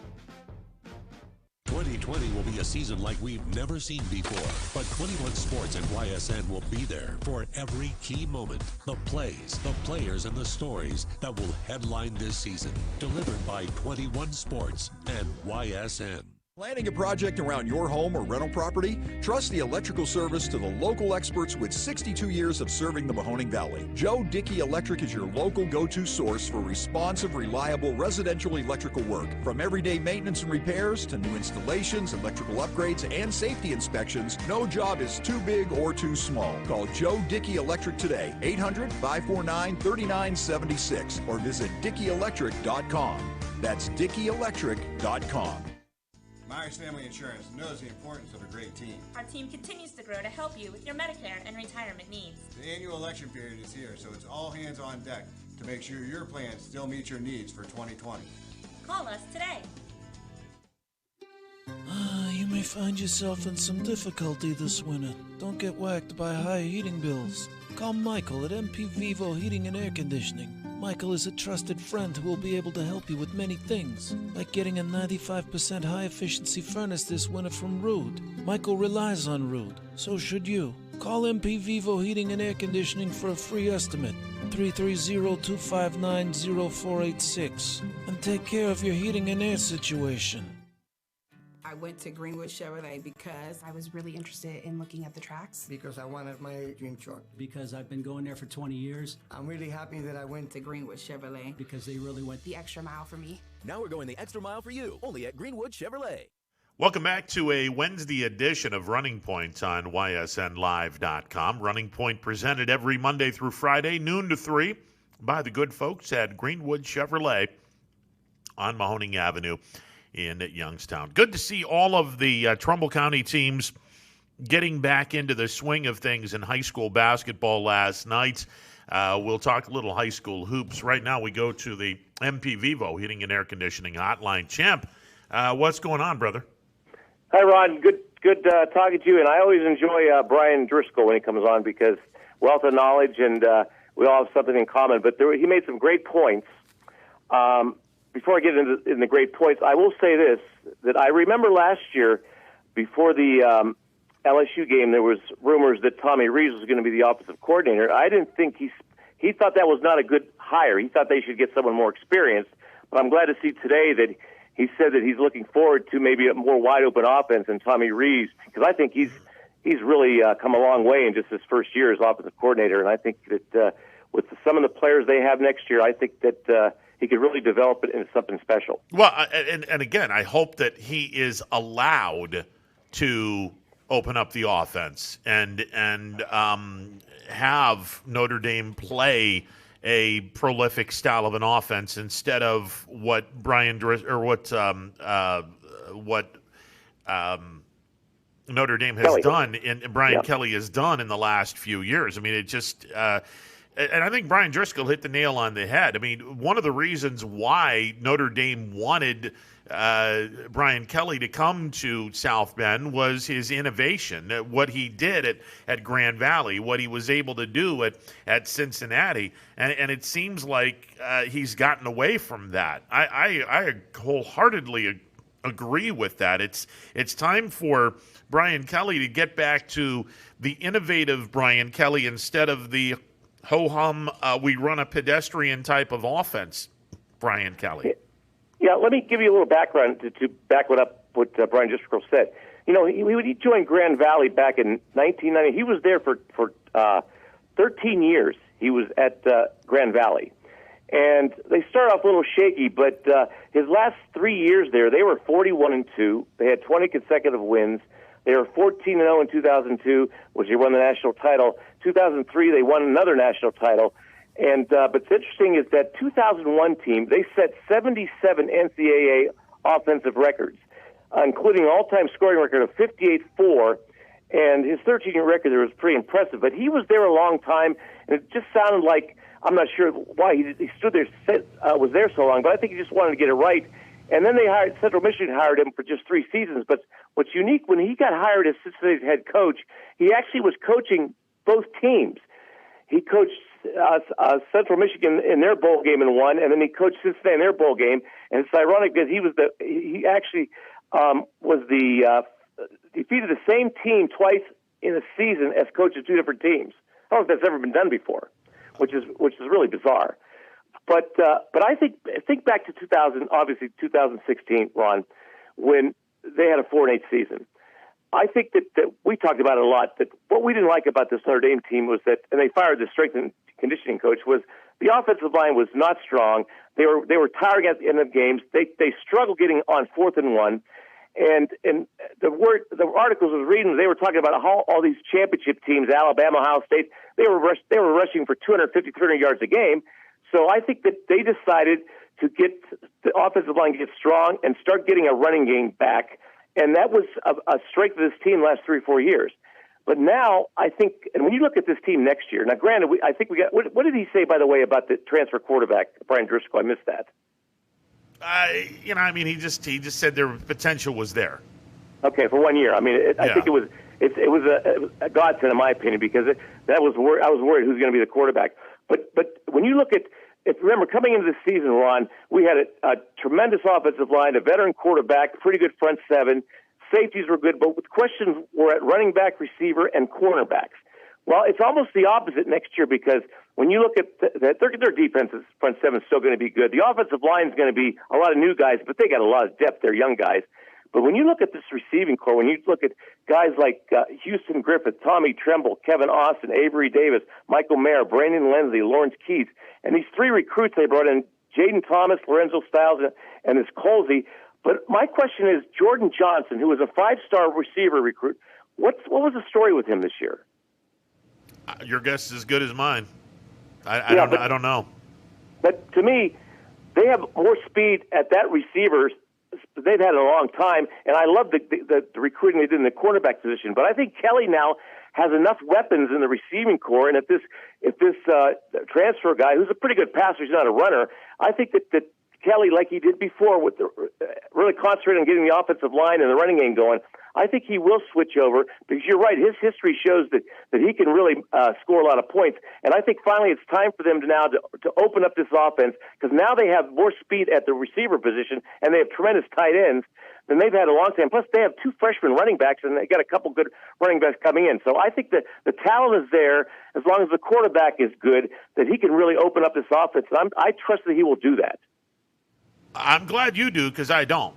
I mean, he hasn't opened up his offense yet, and I just don't know if we're going to ever see this offense open up. I mean, I hope you're right, Champ. I really hope you're right, because if Notre Dame is able to have an offense that's upscale and opened it up, and a lot of RPOs and a lot of innovative stuff, yeah, I think that Notre Dame could put up a lot of points. Unfortunately, I've yet to see Brian Kelly do that. And until he does, I just expect Notre Dame to be, okay, we'll score in the 30s, low 30s, and we'll be able to pound the teams that we're supposed to pound, but the teams that we're going to be 50-50 or underdogs against, well, we're just going to do what we do. No, I don't want this we're going to do what we do baloney anymore, because it doesn't work. Right, but I think that and I agree with him. I think that Ian Book gave us as played as good as he can play. His ceiling, he reached his ceiling, and I don't think they had what I would call juggernaut speed at the receiver position this year. But I think the game has changed. It's amazing how the game has changed in the 4-year period. It used to be about defense and running game, but now it's these offenses. There's Alabama. I mean, we used to think of Alabama as this unbelievable defense, but they're now a juggernaut of an offense. Look at Ohio State and Clemson, and I think it's time now that Notre Dame really opens this up now. They can still have a decent running game, but they absolutely have to open up this passing game because, you got to score 40 points anymore in college football if you want to be one of the top teams. That's the bottom line. Well, exactly. And I thought Notre Dame defensively, and Brian brought up a couple of really interesting points. They stopped Alabama 2 times when it was a 21-7 game, where all Notre Dame had to do was score one of those 2 times, and all of a sudden, okay, now we have a pretty interesting ball game. And they didn't do it, and obviously you saw what happened afterwards. And again, people can sit back and say, well, at least you got within 17 of Alabama. You got within 17 because Alabama took their foot off the gas pedal. I was reading a lot of articles about how Notre Dame is a fraud, they're overrated, whatever, but all I know is that their preseason ranking, the last 4 years, they've actually done better than their preseason ranking, number one. Number two, I read a very good article in Sporting News that said that Notre Dame's not the fraud, college football's the fraud, and this is what their point was. Notre Dame in the last 4 seasons is one of the top 6 teams in terms of wins, and he described it as this. He said that Notre Dame, Oklahoma, and LSU are top 5 programs in a 3-team league. And what he meant by that, this is Ohio State, Clemson, and Alabama. Then there's a drop-off, and I think Notre Dame is in that next mix, but they're still a distance away from those top 3. They're always the top recruiting schools. But I think that's the best way to describe them. They're a top 5 program in a 3-team league, but they got a ways to go. But who else is? And that's why this 4th slot, Notre Dame could get this all the time and still get blown up because there really isn't a lot of challenges besides what I just said, Oklahoma. And they're not there yet either. They're kind of like Oklahoma. They get in the playoffs and the games are blowouts usually. But that's what this college football is at right now. But I really believe that with the talent they have, and also their defense is so deep right now that they continue to build it. And they had the linebacker, the Butkus Award in college, who's going pro. They also have the Butkus Award in high school. This Prince Colley coming in, and they think he could start right away and be a talented player. I'm not worried about the defense, although they need improvement on the corners because that was a weak spot. But they really concentrate on scoring points and keep our fingers crossed because this transfer, what's his name, Jack Cohn.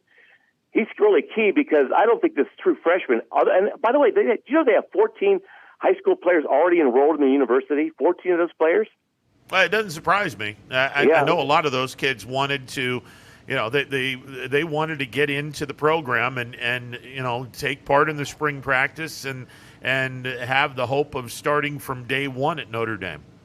And I think the reason why Ohio State has a shot in this game because Notre Dame's inability to throw the ball down the field, whether it's the receiver, not enough timing, or Ian Book, but Ohio State can throw the ball down the field, and they got receivers. That's where I think Alabama is vulnerable. Notre Dame could not do that for whatever reason. They didn't do it or didn't try it. But Ohio State has the ability with their talented receivers and their quarterback that's how you beat Alabama. I think you just go right at them through the air. Oh, I think Ohio State will have success offensively. They're just not going to be able to stop them on defense. And I think it'll be a track meet where the total points combined by the 2 teams will probably be somewhere in the mid-80s to low 90s. And I think that Alabama winds up winning this game probably in the vicinity of 52-42, something of that nature. Well, if there's one thing that really surprised me about those 2 semifinals is how well Ohio State's defense played against Clemson, because that was the big question mark. But I think Ohio State's problem was they just didn't play enough games. And they must have had a good 2 weeks of practice because that defense looked night and day compared to what we've seen. And if they played defensively like they did against Clemson, I think they got a shot. Well, and again, I said this, and I've said this all week long. The reason why Ohio State played the way they played, the game was personal to them. What Dabo Swinney did, disrespecting them last year, disrespecting them this year, saying they didn't belong in the playoffs, and then double down and saying that they were the 11th best team, and they voted them number 11 in the coaches poll. And then you add on to the fact that Ohio State had never beaten Clemson before in the history of that storied program. Ohio State made that game last week personal. They don't have anything personal against Alabama. They just don't.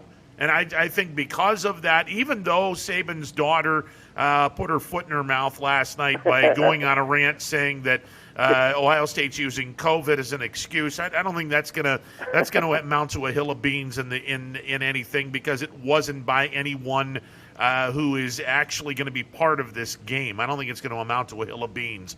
I mean, you can be mad about that, but it's not coming from Nick Saban or anyone in the Alabama program. So I don't think they're going to play with that same veracity that we are taking this personally type of attitude. And that's why I think Ohio State defensively will not play as good a game against Alabama, because they're not going to be as angry and as much of an attitude as they had against Clemson. It won't happen. Well, I think if Ohio State does win this game, at least I would say that, because Coach Ryan Day is pretty classy, at least he'll probably announce after the game that Clemson has moved up to number 10 in his final rankings. Yeah. If they do win the game. I was surprised that someone didn't just stand up and say, well, I guess Clemson's somewhere between 15 and 20 now after what we did to them. Yeah, and I'll just tell the Clemson coach, hey, listen, if they go to a 16-team playoff field, you might make it. But anyways, that's all I got to say, Dave. I do enjoy your conversations, and I tell you, it's Sunday and Monday, those are the biggest games in the history of the Cleveland Browns. Ohio State fans back-to-back like that. Could be one of the greatest 2 days in the history of sports for them. Well, it's certainly the biggest game for the Browns in the last 17, 18 years.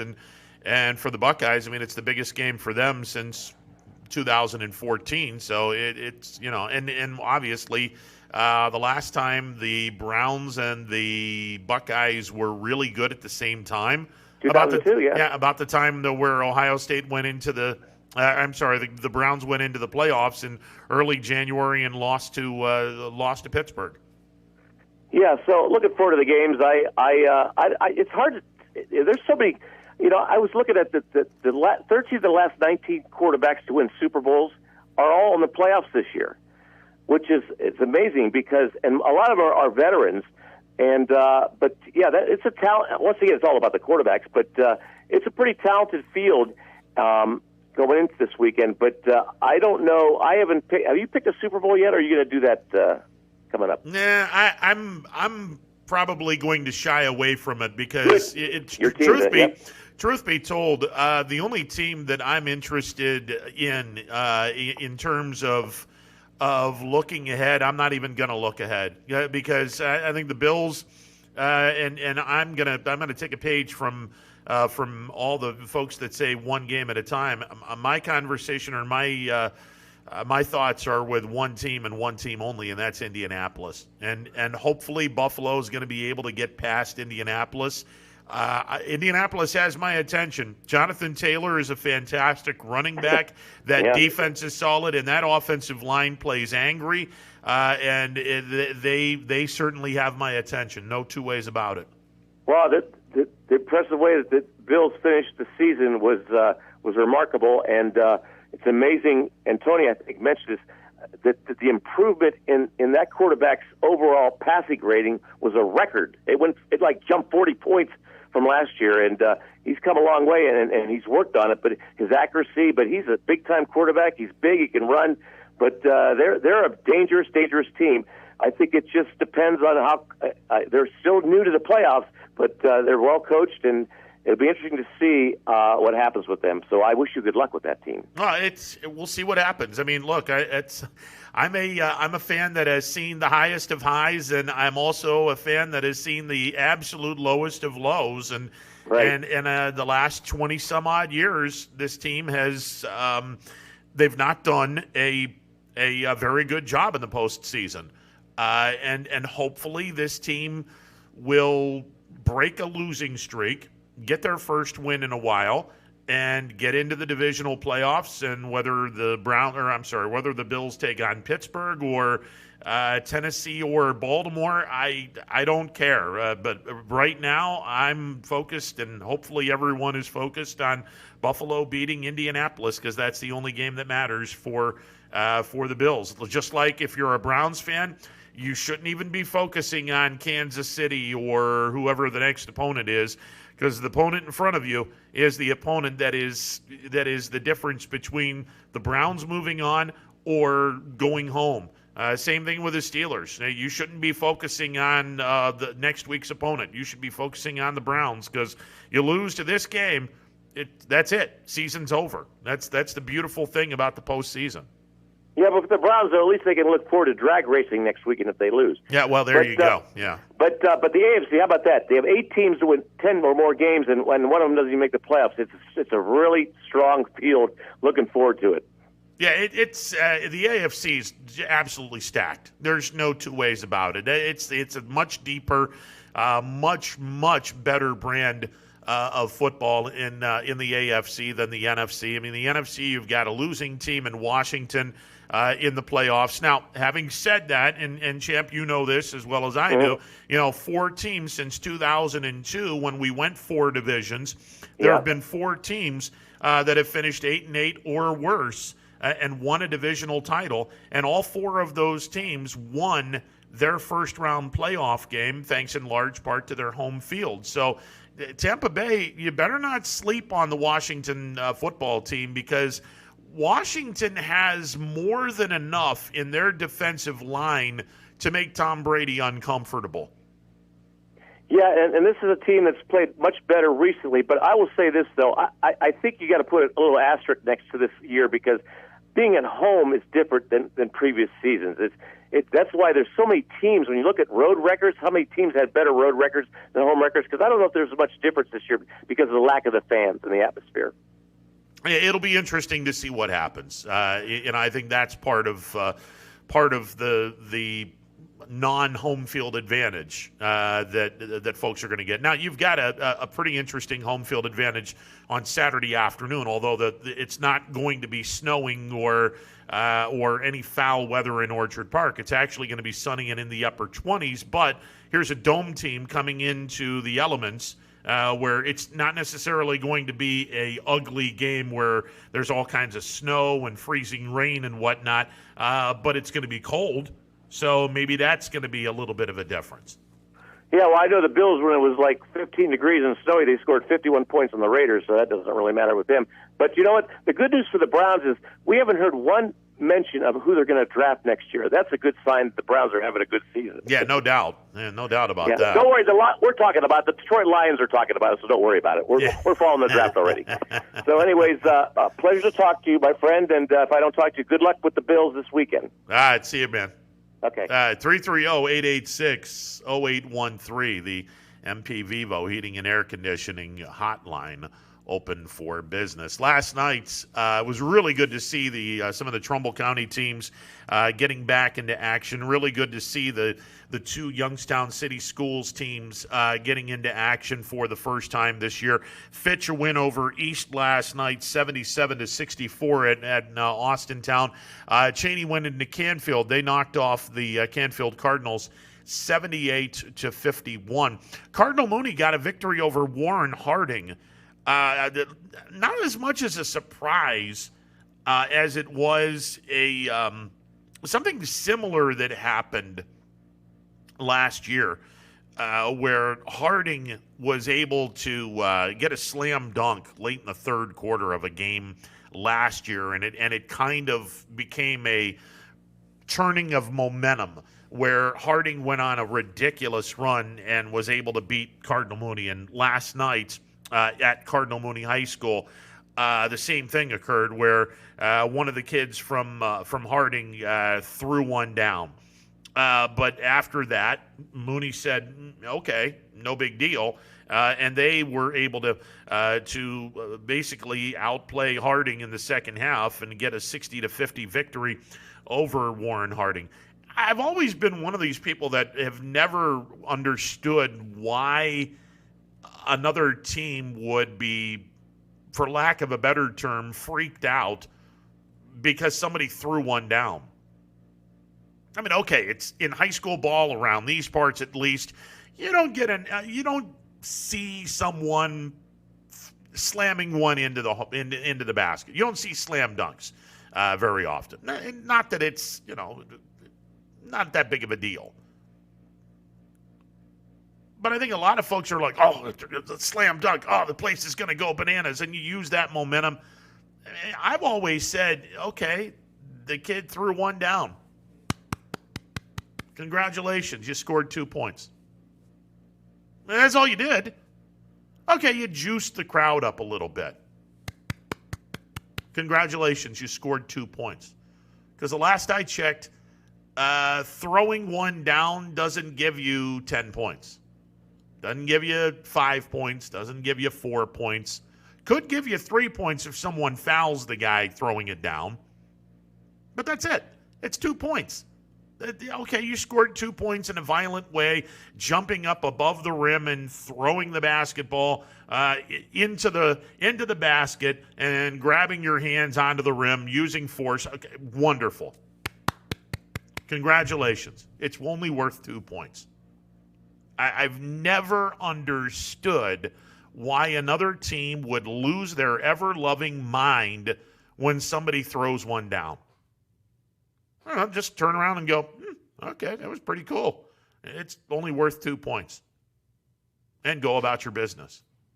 I've never understood that. Now granted, this is also someone who's now 40 years older, and I think that is probably something big into that, because I'm 40 years older, and now I'm arguably more grown up. I guess maybe. I don't know. The older you get, I'm like, okay, that was cool. I mean, a kid at 6'3", 6'4" can throw one down. Fantastic. God bless you.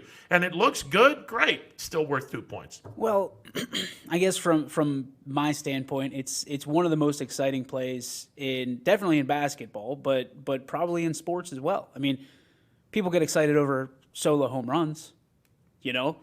Same principle. Absolutely. It's only one run. It's one run, yeah. But that changes the momentum for your team. It's still points on the board, and it's a show of physicality. To me, it's the same reason that people get psyched up whenever there's a SWAT on the other end of the floor, on the other side. So you think about it and you go, okay, that's a defensive play. They didn't score, and you don't get the ball. So why do you get excited about that? Because you showed force, you did your job, and you imposed your will on the other team. See, I'm good with what you're saying with the block shot, because that's going to tell me later in the game, if I try to go into the paint, if I try to go into the post, and this guy's swatting shots all over the place, I'm going to think twice before I go into the post, whatever. The other thing is, okay, if this guy gets let loose, he throws one down. Okay, he throws one down. How often do you see dunks here in Columbiana County? That's where I think it's. How am I going to explain this? I think that's where the argument is, where people are like, oh my God, this is something we don't see very often, and everyone starts and players from the other team are like, okay, we've never seen this before. How do we react to this? Okay, I understand that. I mean, argument. From a coach's perspective, you're right. It's only 2 points. But from a momentum standpoint, a slam dunk's going to do more for you a lot of times than 3 points, in a 4-point game. You know what I mean? If you extend it to 7 points off of a 3-pointer, or you dunk it and you impose your will, that's going to motivate your guys. The other 4 guys that's on the side of the guy that went up and put it down, they're going to get amped up, because it's the same, like I said, it's the same in baseball. It's the same in football as if you have a big hit. 40 yards downfield, doesn't matter where you're at on the field. If you lay the wood to somebody, your teammates are going to get pumped up. And the hope is that the tables turn a little bit. Now, as long as it's not you're down by 30 and then you slam dunk, because then you look like a jackass. Yeah. I'm just going to put it out there. You do, because and it still bothers me, and I'll get on my Ron Potesta grandfather club. Hold on a second. I'm gonna predict what you're about to say. Team's down by 20 and they get a 10-yard reception and you get a first down and you act like you've just won the lottery. Dude, you're down by 20. Get your ass back into the huddle. Yeah, and we saw that. I mean, you see in the NFL all the time, and I understand it's the brand of people, and some of these guys don't get touchdowns as much as they want to, and they've got to make the most of it. But if you're down by 20 and you cut the lead to 13, like, chill out. With 45 seconds to go in the game, you know you're not going to win. Don't dance. No. Don't dance. Please don't. You are setting an expectation for the next level, which is college. In college, you are setting an expectation for the next level, which is high school. And high schoolers, you are setting an expectation for the youth, the amateurs, the flag football players. Like, I have no problem with celebration when it's something big, when it's a momentum shift, when you can't even stop yourself. But when it's coerced, like when it's pre-planned, I'm not a fan. I'm with you. Not a fan. That's the only thing I don't like. But the dunk, like, yeah, it's exciting, especially here. I like guys that can dunk. I'm just saying, at the end of the day, it's 2 points. Okay, go about your business and play basketball. Okay, but at the same time, it's 2 points with emphasis. Absolutely, it is. You know, it's 2 points with an asterisk. You know what I mean? That's where I look at it. And I go, okay, that's 2 points, but that's 2 points that changes the momentum of that game. Because, as to your point, later in that game, do you want to be standing in the lane when big old train's coming through and you know he can put it down? Well, no, but it's your responsibility to make sure he doesn't go into the lane all by himself. You got to play a little defense. Well, it would be Dunk City population, whoever that defender is. Well, this is true. I would. I'm not a coach. I don't play one on TV, but I surround myself with a bunch of them. Yeah. I would still rather see somebody dunk against me than hit threes and threes and threes. I would rather to have somebody go, okay, you're going to throw down a couple of dunks and have some fun doing that. That's great. I can't stop you from doing that, but I sure as hell can stop a 3-point shot. And if you can't get to this guy to get to their 3-point shot, then I'm going to have to get someone in here to get me to get me a defensive stop to get that guy off of that 3-point line, because I can't stomach that. I had to defend the slam dunk. Listen, I love the slam dunk. Don't get me wrong. And one of the ways that kids from around here may be able to get away from the shock, and I encourage more games outside of this area where you go to Canton, Akron, Cleveland, and that game is part of their offense. Then you can look at this and go, okay, he threw one down. That's nice.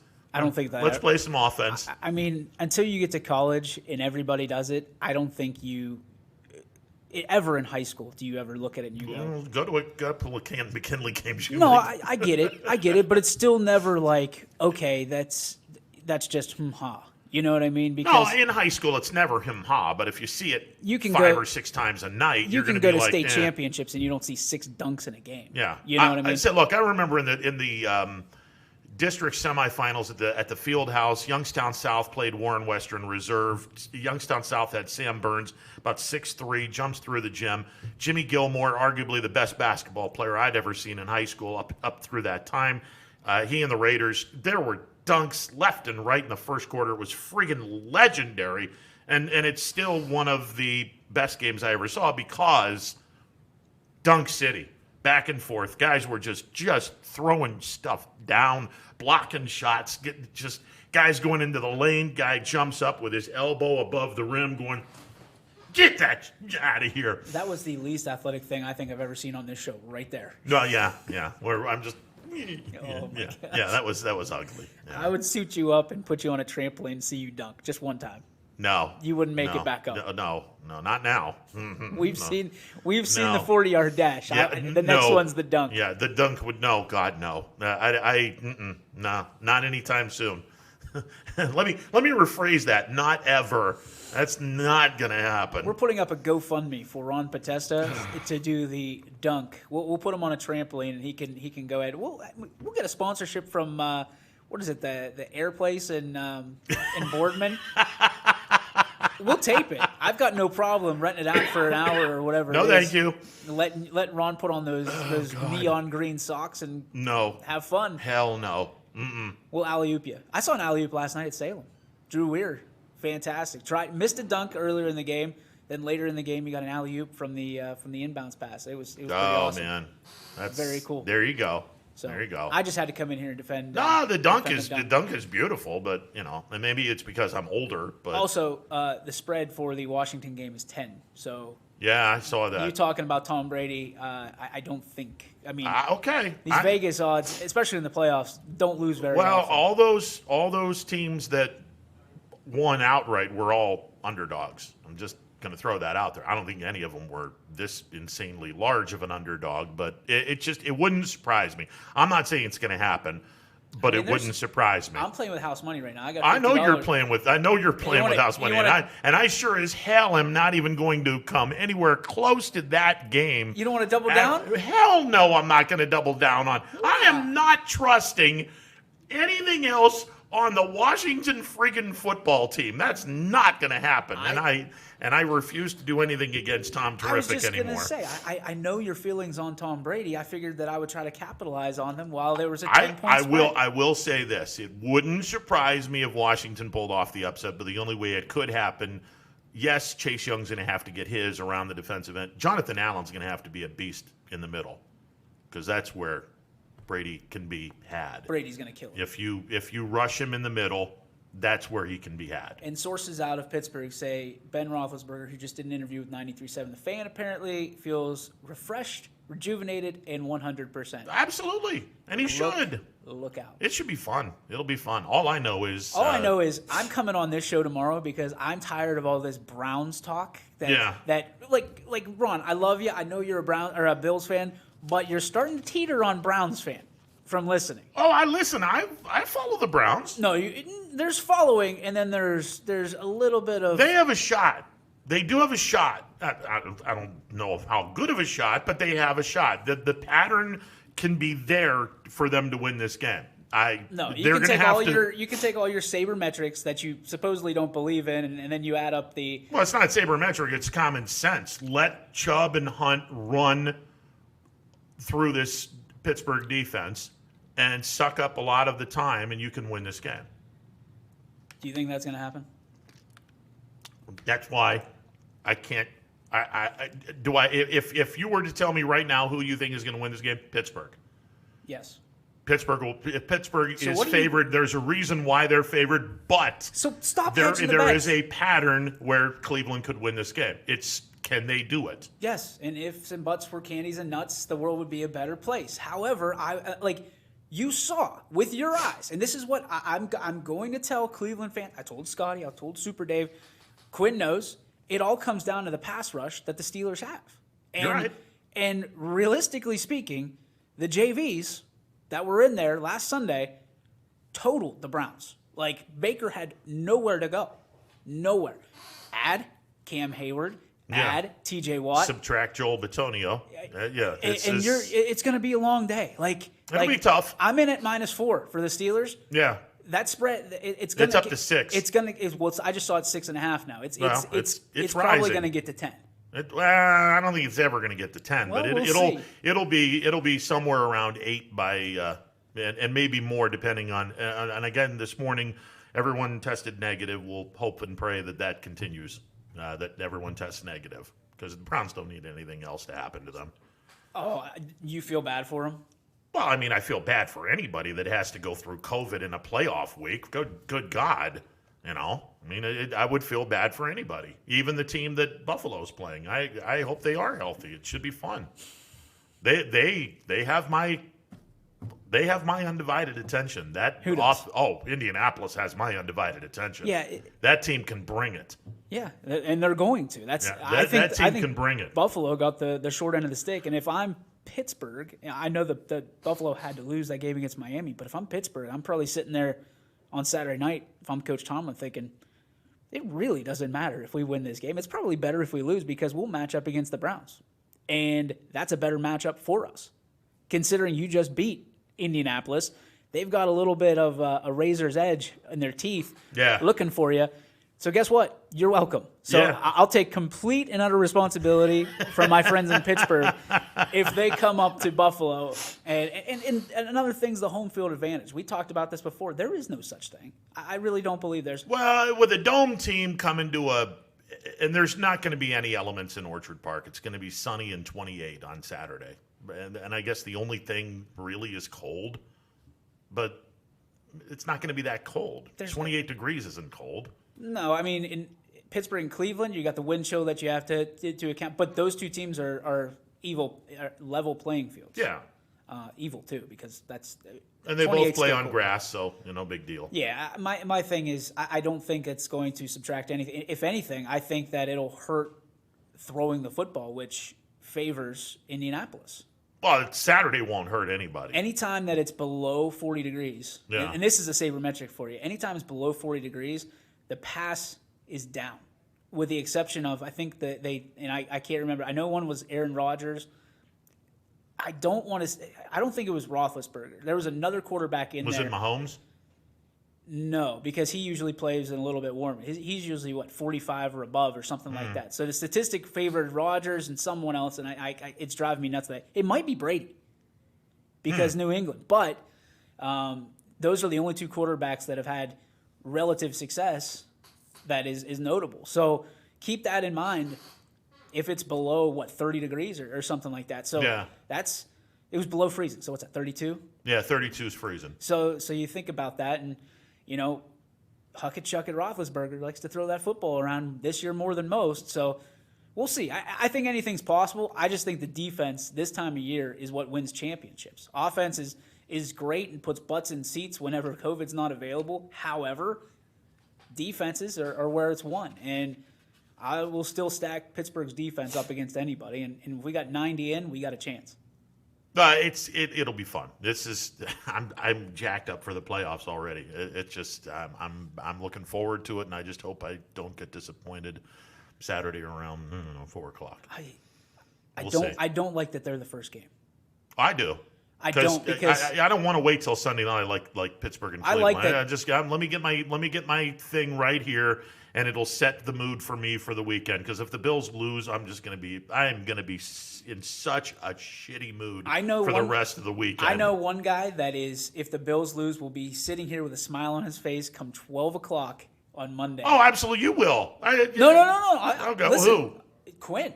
He hates all things Buffalo because of you right now. All things Buffalo. That's fine. All right. That's fine. He is because we hear you, we listen to you happily. We're your biggest fans. But whenever it comes down to it, when you say that this has been a fun season, but it's not because of Buffalo. Not just because of the 13-3 season. It's been a fun year all the way around. It's been great football this year.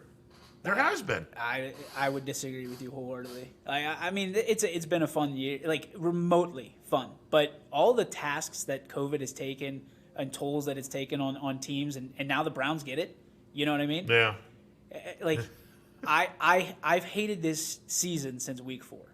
I've hated it, and my team went 11-0. However, the bye week scandal with Tennessee, and then the Thanksgiving with Baltimore. The NFL didn't know how to handle it, and now they're just going to sit there. And do I feel for Browns fans? I do.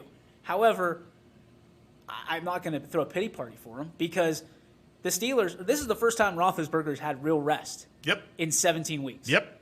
He's a 37, 38-year-old quarterback. Yep. And nobody said boo about it, right? So Browns fans can talk about COVID all they want. We lost 4 receivers. That's why we lost to the Jets. No, you lost to the Jets because your defense stinks.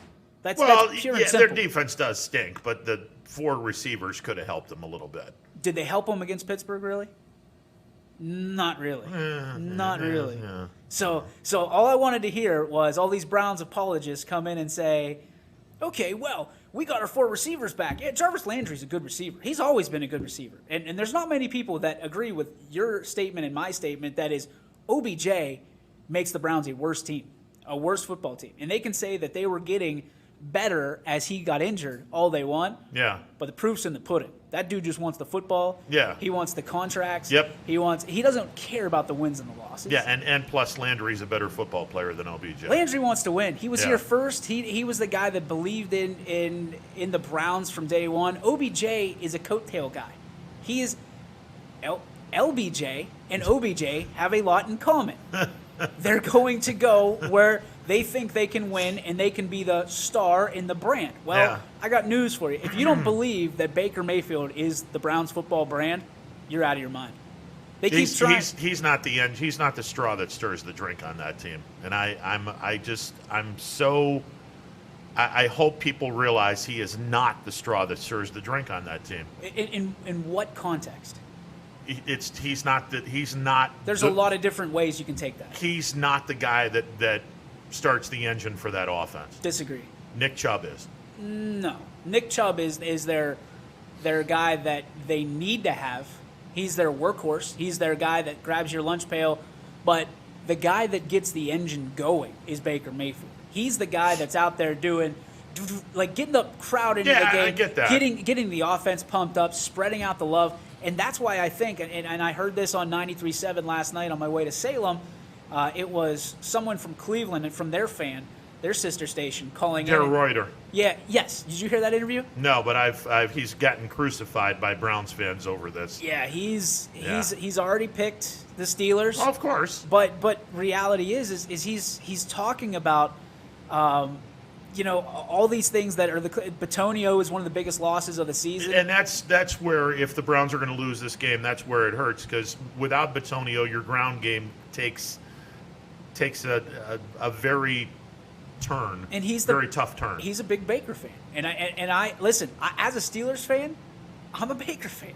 I like what the guy does. I like how he leads from the front. He's grown up in the last 3 years. He doesn't necessarily go back and forth with the media like he used to. He's still got snarky remarks, but I can respect it because he feels disrespected a lot. And as someone who is a brand, the face of a brand, I can respect that, because last night, whenever our stuff goes down, oh yeah, let me tell you what, yeah, I was pissed at the world. Oh, I know. But there were some people that were pretty saying, "Hey, why aren't we on?"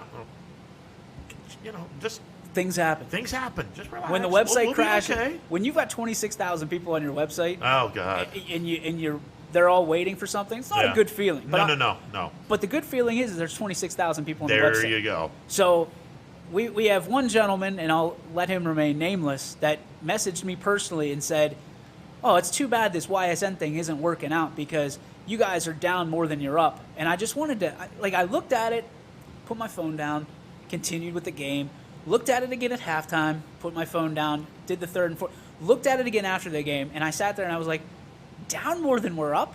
We're up. Like, we had 17 games last night, and we had one canceled. And my thing is this, Ron, we had a very successful fall, minus the first night, right? Because Thursday night, we had 17,000 people on our website, paying subscribers. Yep.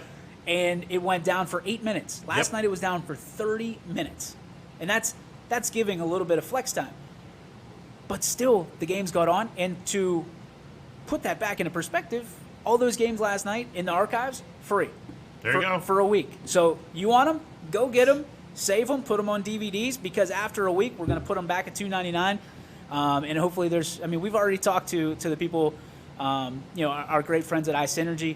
They're ready to go. Like, they love it. They love the challenge. They love that we're having success and people are coming to the website, and we're up more than we're down. I promise you that. Give us enough lemons, we'll sell some lemonade for a living. Yeah, I got no problems with that. Yesterday was a rough day. It was a rough day. It happens. When you're on the internet, it's a constant dice roll. It's like it being in the back room of one of those pizza shops, and you just roll a dice, and sometimes it goes snake eyes, and sometimes it goes sixes, and you go, okay, today's not my day. That's it. But we didn't walk away. So no. Kudos to the birthday boy too.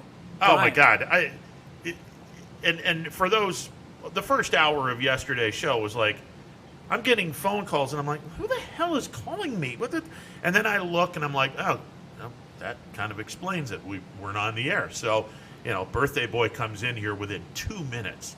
Boom, he's in here, all over the situation. He's like calling up the right people, doing this, doing that. I'm like, damn, I don't know shit about this stuff.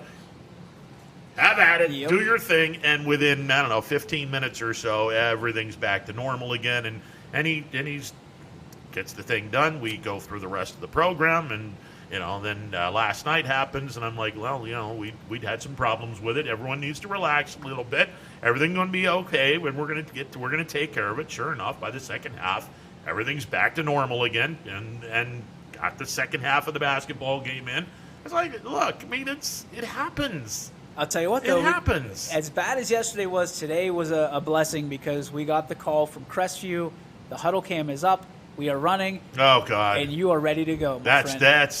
I'm looking forward to that. That's gonna be fun. It's gonna follow up and down. No. Yeah.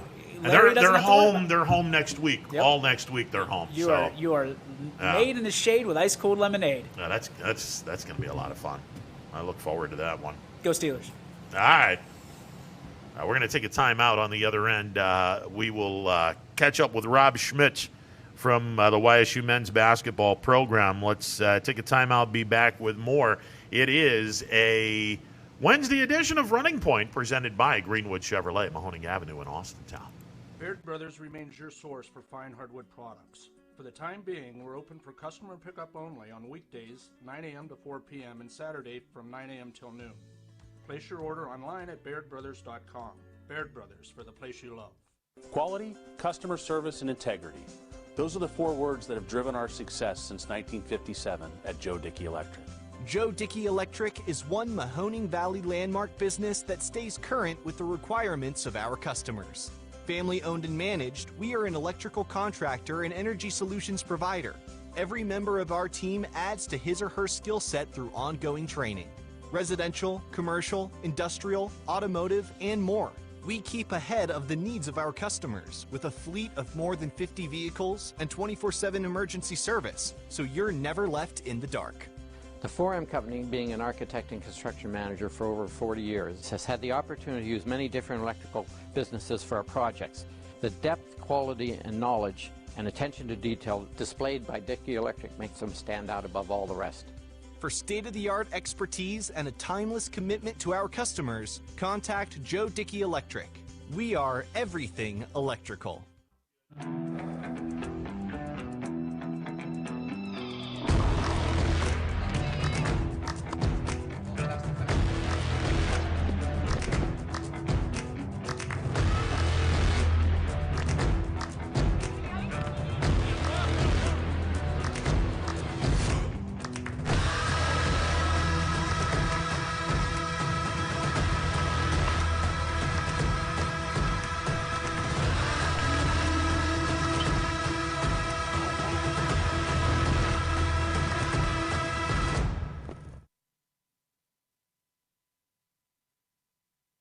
Armstrong Local Programming has always delivered an exclusive and unique perspective on the very best events your region offers. High school sports, community events, parades, all your favorite shows from Armstrong are now calling the Neighborhood Channel their home. Watch Out and About, Locally Speaking, and many other great local shows right here on the Armstrong Neighborhood Channel. Find out everything that the Neighborhood Channel has to offer at ArmstrongNeighborhood.com. Spirit, town pride, local communities. Welcome to the neighborhood. Right now is a great time to get more for your trade-in at Tri-State Ford and drive home in a new or pre-owned vehicle.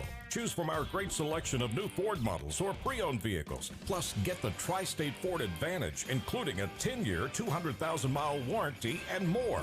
At Tri-State Ford, we'll pay you top dollar for your trade, but you don't have to purchase one of ours to sell us yours. Customer focus, community driven. Tri-State Ford East Liverpool or visit tristateford.net. Welcome back to a Wednesday edition of Running Point presented by Greenwood Chevrolet on Mahoning Avenue in Austintown. Ron Potesta with you. DJ and the fellas will be doing Power Hour, and that will be coming up at the top of the hour. We're going to get Rob Schmidt on tomorrow at 2 o'clock. We'll get him on and get his thoughts on the season to this point. Youngstown State split with Green Bay over the weekend. And YSU will be headed to Wright State to play a game on Friday and Saturday down at the Nutter Center against Wright State. Arguably, other than Cleveland State, the best team in the Horizon League. That'll be a tough, very, very tough matchup for the Penguins. It'll be a tough matchup for the Penguins this weekend. Yesterday we made mention the two City Series teams, East and Cheney, getting their games in. Congratulations to both teams for finally getting on the basketball court. Fitch knocked off East yesterday, 77-64. Todd Simons throwing down 32 points in the victory for the Fitch Falcons. Cheney getting a victory over Canfield, 78-51. How about McDonald? McDonald's off to a 4-0 start, and man, the more I look at McDonald, the more I think that this Division IV tournament, and again, like the fall season, we're going to have two districts combine into one supersized district, and my thought is, nothing official yet, but my thought is there's a really good chance that the Struthers and Grand Valley districts are going to be the two districts that combine into one, and that's keeping McDonald and Lisbon and Lowellville and Southern, and well, I think Southern is now D3, Wellsville, Leetonia, and those schools from Struthers, and then JFK is in the Grand Valley district. So you'll have JFK along with the schools up in Trumbull County, the Bristols, the Badgers. Wyndham over in Portage County is normally in Grand Valley. So it'd be a lot of fun watching Division IV, and not to take anything away from the other three divisions, because I think they're going to be just as fun. But last night, McDonald improving their record to 4-0 with a victory over Mineral Ridge. You get Lowellville getting their victory over JFK. And this was the first game for Warren JFK. Don't think for a second that JFK is just going to be a team that is going to score points and give up 86 like they did last night to Lowellville. No, these schools that are just starting to play some basketball, it's going to be a much, much different look come postseason, come tournament time. And again, for the guys, you got 7 weeks. This is week 1 of what is going to be a 7-week season. And depending on how busy these teams are, obviously, and we've talked about this all week, you want to be able to get your league games in. And for teams in the Northeast 8, that's 14 games. For Trumbull County teams in the MVAC gray tier, that's 12 games, because there's only 7 teams in the gray tier. You don't have 8, so it would be 12 games. But still, 12 games, and then get some non-conference games. The goal would be to get close to 18 as possible. And for teams that have been playing from the get-go, then obviously you get your 22 games in, or as close to 22 as humanly possible. But if you can get to 18 games going up into the tournaments, you're in good shape. You're going to be in good shape. Struthers got a victory over Niles last night. Hubbard, they played their first game. They lost to Poland. Liberty got their first game of the season in. They beat Camel. So it's good to see these Trumbull County teams getting after it. We mentioned Harding played their first game of the year in Cardinal Mooney against the Cardinal Mooney Cardinals. Michael Pellini scored 27 points, leading the Cardinal Mooney Cardinals to a 10-point win over Harding. And it's just going to be interesting to see how many games these teams that have not been playing all year long, how many games are these teams going to get early on?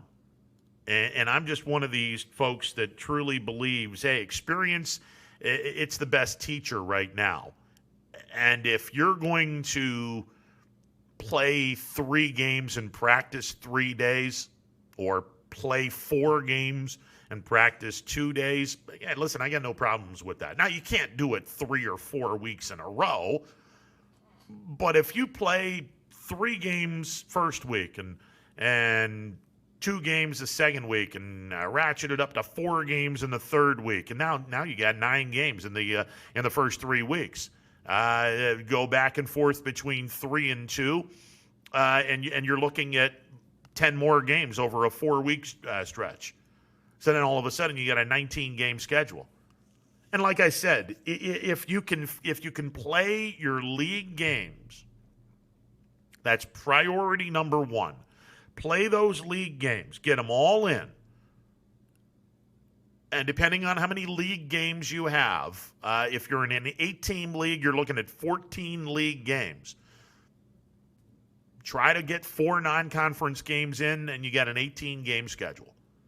And like I said, if you get close to 18 games, you'll be ready to go come tournament time. Right now, look, there's a monster-sized difference between a team that is playing their 7th game of the year and they're playing against a team that has not played a game. And that was what happened with Louisville and JFK last night in Louisville. And Louisville got the victory 86-75. Well, of course they got the victory. I mean, Louisville is, they were able to, to play a pretty good amount of games prior to, JFK stepping on the court. Louisville should have won that game last night. Absolutely, they should have. They've had 6 prior games with JFK. It's the same thing when you went to, I don't think anybody went to these games because fans weren't allowed, but the YSU women had not played a game all year long. They hadn't played a game. Their non-conference schedule was gone because they had COVID. There was COVID within the program, not once, but twice. So they had no non-conference games. Wright State played in a number of games.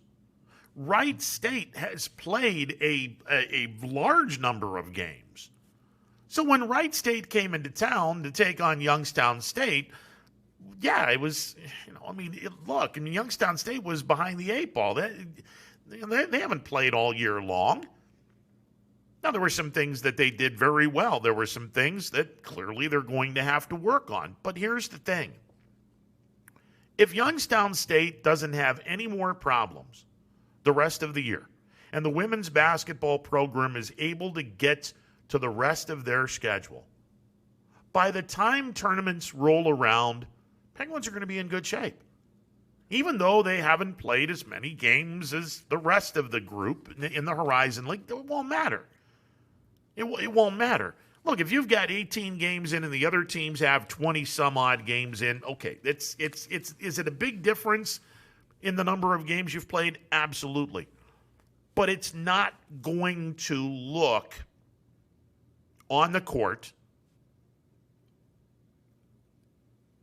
as different as it does when a team has 6 games under their belt and the other team hasn't played a game yet. Or this team has 9 games under their belt and the other team has only played 1 or 2 games. I guess what I'm trying to say is for some of the Trumbull County schools and East and Cheney, it's not gonna happen all the time. I'm not saying that it is. But in some of those games, you're going to see, okay, this team, it's not as seasoned right now.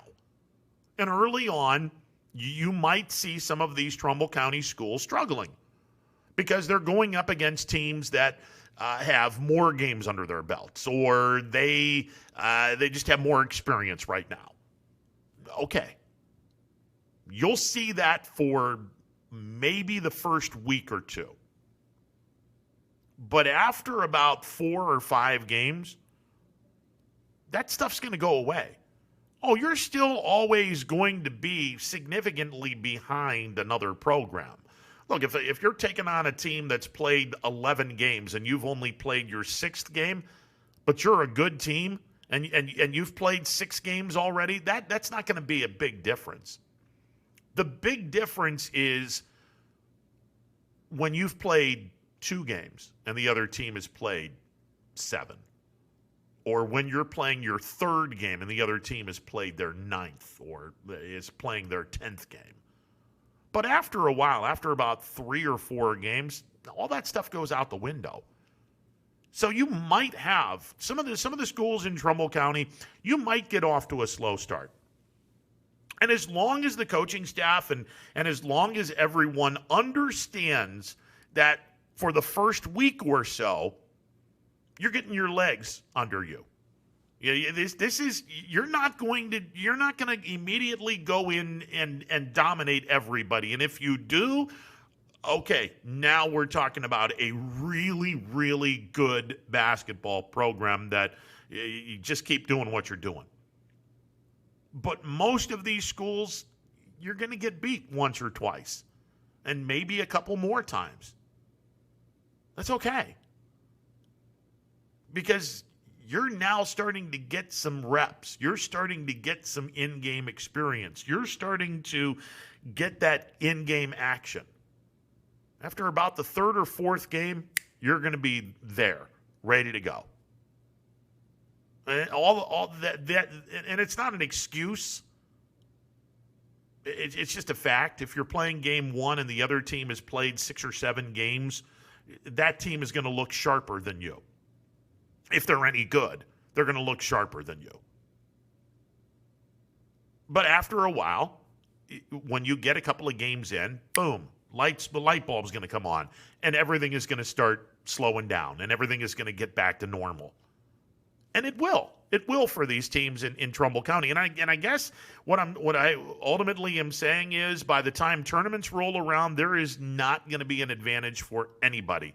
If a team has played an entire 22-game regular season and they're going up in the first round and playing a team that's only played 15 games, there is not going to be a difference.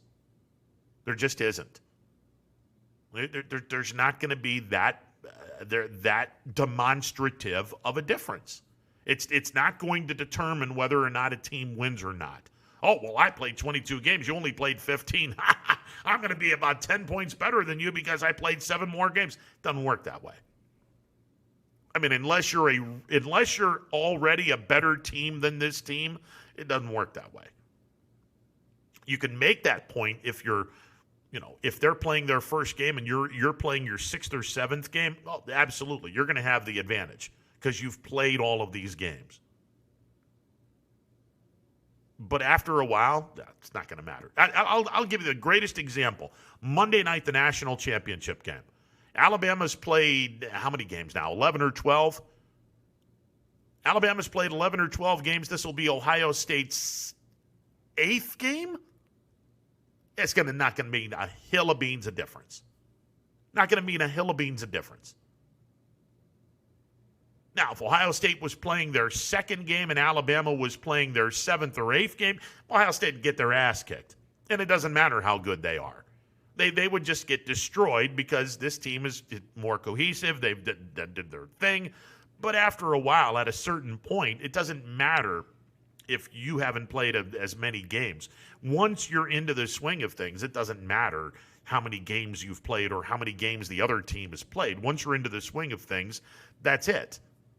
You're playing basketball. So when we get into the tournaments and we've seen a couple of teams that get their entire 22-game schedule in, wonderful. But don't think for a second that's going to be an advantage if you're going up against a team that's going to only have 15 or 16 games. That's not going to be an advantage.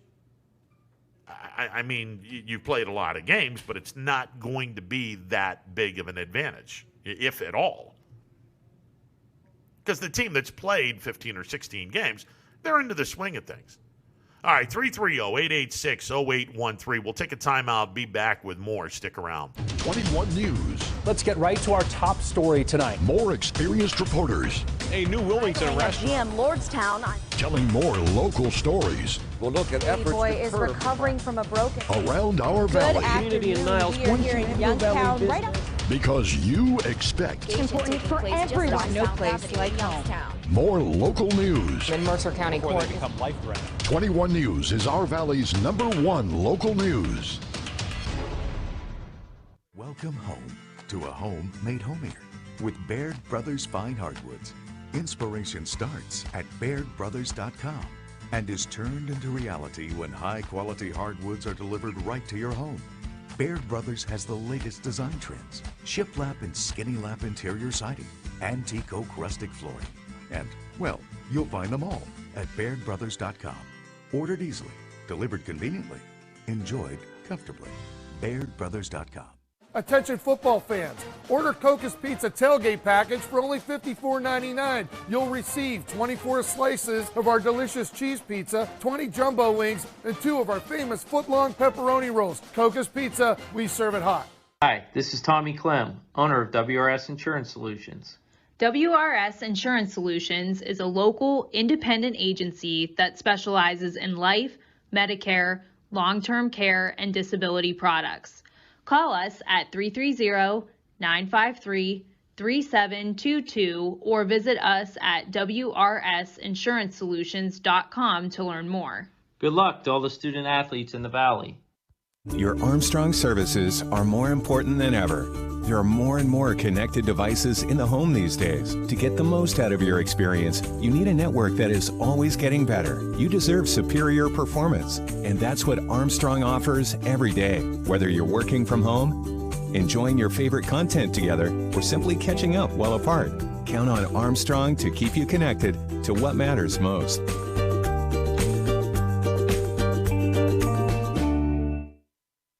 I went to Greenwood Chevrolet because I was really interested in looking at the tracks. Because I wanted my dream truck. Because I've been going there for 20 years. I think whenever we go there, whatever car we're looking for, they have tremendous inventory. If you're looking for people who care about you, Greenwood is the place to go. You know, it's like family there. The girls know me in service. It's Miss Kim in the Tahoe. I'm really happy that I went to Greenwood Chevrolet. Because they really went the extra mile for me.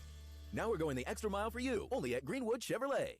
For heating, cooling, and indoor air quality, the Mahoning Valley trusts MP Vivo Heating and Air Conditioning, offering worry-free repair, service, and installation. Call MP Vivo today for a free estimate. MP Vivo Heating and Air Conditioning. We're your energy-efficient experts. Hi, this is Tommy Clem, owner of WRS Insurance Solutions, reminding you that it is open enrollment for Medicare.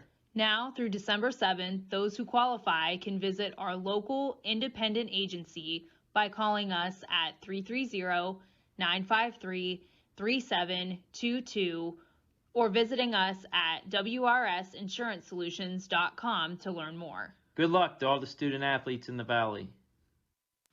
Attention all football fans. If you can't see your team play, come and dine with us and watch it live at Boardman, Canfield, or Cortland. Or staying at home, we'll deliver right to your door. That's Coca's Pizza. We serve it hot.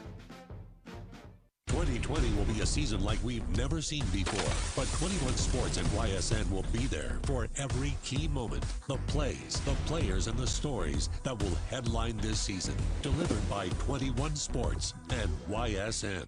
Planning a project around your home or rental property? Trust the electrical service to the local experts with 62 years of serving the Mahoning Valley. Joe Dickey Electric is your local go-to source for responsive, reliable residential electrical work. From everyday maintenance and repairs to new installations, electrical upgrades, and safety inspections, no job is too big or too small. Call Joe Dickey Electric today, 800-549-3976, or visit DickeyElectric.com. That's DickeyElectric.com. Myers Family Insurance knows the importance of a great team. Our team continues to grow to help you with your Medicare and retirement needs. The annual election period is here, so it's all hands on deck to make sure your plans still meet your needs for 2020. Call us today. You may find yourself in some difficulty this winter. Don't get whacked by high heating bills. Call Michael at MP Vivo Heating and Air Conditioning. Michael is a trusted friend who will be able to help you with many things, like getting a 95% high-efficiency furnace this winter from Ruud. Michael relies on Ruud, so should you. Call MP Vivo Heating and Air Conditioning for a free estimate, 330-259-0486, and take care of your heating and air situation. I went to Greenwood Chevrolet because I was really interested in looking at the tracks. Because I wanted my dream truck. Because I've been going there for 20 years. I'm really happy that I went to Greenwood Chevrolet. Because they really went the extra mile for me. Now we're going the extra mile for you, only at Greenwood Chevrolet. Welcome back to a Wednesday edition of Running Point on YSNLive.com. Running Point presented every Monday through Friday from noon until 3 o'clock, courtesy of the great folks at Greenwood Chevrolet on Mahoning Avenue in Austintown. If you're in the market for a new or slightly used automobile, you need to check out the great folks at Greenwood Chevrolet on Mahoning Avenue in Austintown. Here are the games that we have on the network tonight. We get 4 games. All 4 of these games will start somewhere in the vicinity of 7 o'clock. Again, as everyone knows, the JV game always is they hold the varsity game hostage in terms of when the varsity game is going to start. Darn JV people. Anyway, all four of the games we're broadcasting tonight. The JV games get underway at 5:30. We'll broadcast the varsity games somewhere in the vicinity of 7 o'clock tonight. Austintown Fitch will host Canfield. Cardinal Mooney home to Cheney. Warren JFK is home to Canton Central Catholic. And West Branch home to Salem. Boy, that ought to be a great game. Couple of arch rivals in the grand scheme of things. West Branch and Salem, that's a great rivalry down in the southern tier of Mahoning County. So again, Canfield at Fitch, Cheney at Mooney. Canton Central Catholic will venture into Trumbull County to take on Warren JFK, and Salem will be going to Beloit to take on West Branch. All 4 of those girls' games will be broadcast on the network tonight, and all 4 of those games will be starting somewhere near the 7 o'clock hour. The JV game's getting underway at 5:30. So 20 minutes at the conclusion of the JV game, the varsity games will start somewhere around 7 o'clock. And again, if the JV game goes really quick, then the varsity game will start a little before 7 o'clock. If the JV game goes long, then obviously the varsity game will start a little after 7 o'clock. But again, it was good to see that, how many Trumbull County teams and city teams. We got JFK in action, Cheney in action, and that's it. And it's Wednesday, so obviously, this all goes back to the conversation where the girls' programs have 6 weeks, and the boys' programs have 7 weeks to get your league games in and whatnot, and hopefully everyone is going to be able to play as many games as possible between now and the start of the tournaments. And again, the girls' tournaments will start the week of February the 15th. The boys' tournaments will start the week of February the 22nd. In case you didn't see it last night, running down some scores from the area, I was at the Western Reserve Crestview game. It's an entertaining game. Classic dropped down 30 for Western Reserve in their 61-56 victory over Crestview. Fitch knocked off East last night 77-64. Cheney upended Canfield 78-51. Mooney 10 better than Harding 60-50. Poland knocked off Hubbard 75-39. Struthers gets another victory. They beat Niles last night 68-41. I mentioned Reserve over Crestview at Western Reserve High School last night, 61-56. Lowellville upends JFK. High-scoring affair in Lowellville last night. Lowellville getting a victory, 86-75. It was Lakeview over Jefferson, 72-56. Southern 3 better than Valley Christian in an EOAC matchup. The final score there, 46-43. LeBray scored 82 in their 82-44 victory over Champion. McDonald improves to 4-0 on the campaign. They get a 76-49 victory over Mineral Ridge. Brookfield knocked off Garrettsville Garfield, and that'll be a league game starting next year when the G-men officially join the Mahoning Valley Athletic Conference gray tier. Brookfield getting a win last night, 59-51. West Branch gets a win over Canton South, 37-29. Bristol over Maplewood, 66-25. Badger 2 better than Wyndham, 54-52. Fairport Harbor defeated Chalker last night, 80-52. Sebring got a good win over Kingway Christian, 57-20, and it was Salem 17 better than Carrollton, 54-37. So it was good to see some Trumbull County teams getting after it And again, we'll see, hopefully, these teams playing a lot of games in the next 2-3 weeks. And like I said, we're 6 weeks prior to the start of the girls' tournament. That tournament will start somewhere in the vicinity of February the 15th.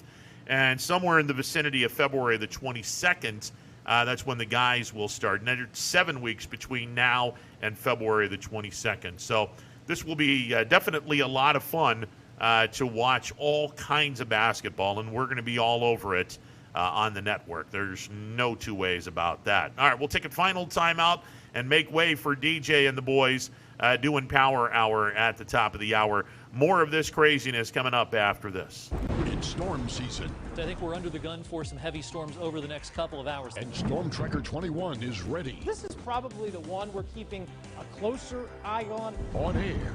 And locally, we're going to have a lot of eyes on our area. Online. All right, let's talk high-risk futurecast and the timing of this weather. On social media and on our app. Rain will come and go tomorrow. There'll be some dry intervals. Stay ready with Storm Tracker 21. The severe weather threat now through around sunset this evening. Hi, I'm Colin Chupa. And I'm Kelsey Clem from K-Squared Marketing. Our boutique marketing firm specializes in media planning and buying, public relations, event marketing strategies, and strategic sponsorships. We can integrate our services with your existing game plan, or we can be your entire marketing team. Your goals, our game plan. Let's win together. Call K-Squared Marketing at 330-623-2730 or visit ksquared.marketing to learn more. Hi everyone, this is DJ Yoakley with Your Sports Network. We appreciate your support of YSN and welcome you to the YSN family. Our broadcast streams are brought to you live at no cost to you by sponsors that are local to this community. Without the vision and generosity of our sponsors and partners, we would not be able to bring this game to you today. So please support the great businesses and leaders that are making this game possible. And if you're a business in need of great advertising and sponsorship opportunities, feel free to head over to our site for more information on the right fit for you. We are local, we are loyal, and we are live. We are YSN. Ah, the details. Baird Brothers Fine Hardwoods is one fine ride. Perfect cornering, superb handling, sporty and stylish, power to spare, plus awesome mileage. Yeah, jaw-droppingly beautiful lines and well appointed with luxurious trim. Put more oomph in your life and start beholding the molding. Find your home's fine hardwood at BairdBrothers.com. No matter what the weather, be prepared with a reliable, efficient Ruud gas furnace or air conditioner from MP Vivo Heating and Air Conditioning. Call your energy-efficient expert, MP Vivo, today for a free estimate. Here at MP Vivo, we rely on Ruud, and so should you. Baird Brothers remains your source for fine hardwood products. For the time being, we're open for customer pickup only on weekdays, 9 a.m. to 4 p.m. and Saturday from 9 a.m. till noon. Place your order online at BairdBrothers.com. Baird Brothers, for the place you love. Quality, customer service, and integrity. Those are the 4 words that have driven our success since 1957 at Joe Dickey Electric. Joe Dickey Electric is one Mahoning Valley landmark business that stays current with the requirements of our customers. Family owned and managed, we are an electrical contractor and energy solutions provider. Every member of our team adds to his or her skill set through ongoing training. Residential, commercial, industrial, automotive, and more.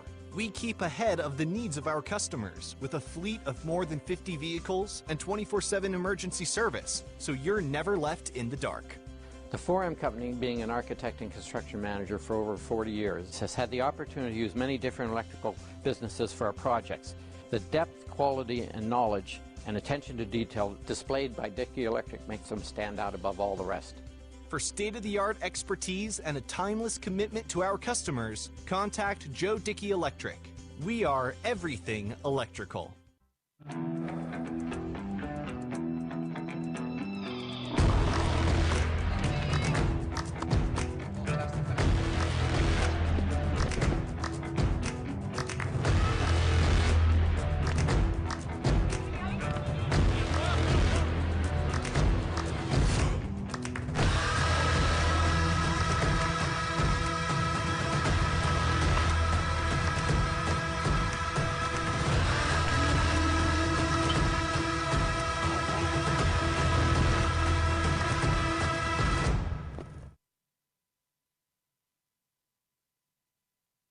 Armstrong Local Programming has always delivered an exclusive and unique perspective on the very best events your region offers. High school sports, community events, parades, all your favorite shows from Armstrong are now calling the Neighborhood Channel their home. Watch Out and About, Locally Speaking, and many other great local shows right here on the Armstrong Neighborhood Channel. Find out everything that the Neighborhood Channel has to offer at ArmstrongNeighborhood.com. Spirit, town pride, local communities. Welcome to the neighborhood. Right now is a great time to get more for your trade-in at Tri-State Ford and drive home in a new or pre-owned vehicle. Choose from our great selection of new Ford models or pre-owned vehicles. Plus, get the Tri-State Ford Advantage, including a 10-year, 200,000-mile warranty and more. At Tri-State Ford, we'll pay you top dollar for your trade, but you don't have to purchase one of ours to sell us yours. Customer focus, community driven. Tri-State Ford East Liverpool or visit tristateford.net. Welcome back to a Wednesday edition of Running Points presented by Greenwood Chevrolet on Mahoning Avenue in Austintown. DJ and the fellas going to be doing the Power Hour coming up at the top of the hour. Coming up tomorrow, we will hear from Rob Schmidt. He will be joining the program at 2 o'clock. We'll talk YSU men's basketball as they get set to travel down to Dayton at the Nutter Center to take on Wright State Friday and Saturday. And hopefully the Penguins will be able to get a split of that two-game series with Wright State. We'll also try to get as many high school basketball coaches on as possible and work our way around those fine folks with the voice of the YSU men's basketball program, Rob Schmidt. That's all coming up tomorrow on a Thursday edition of Running Points presented by Greenwood Chevrolet on Mahoning Avenue in Austintown. Many, many thanks to Brian Driscoll from IrishBreakdown.com and Dre Smith for coming on the program. We will talk tomorrow, noon to 3. DJ and the boys doing Power Hour. That's coming up. Stick around. They're about 5 minutes away. We will talk tomorrow, noon to 3.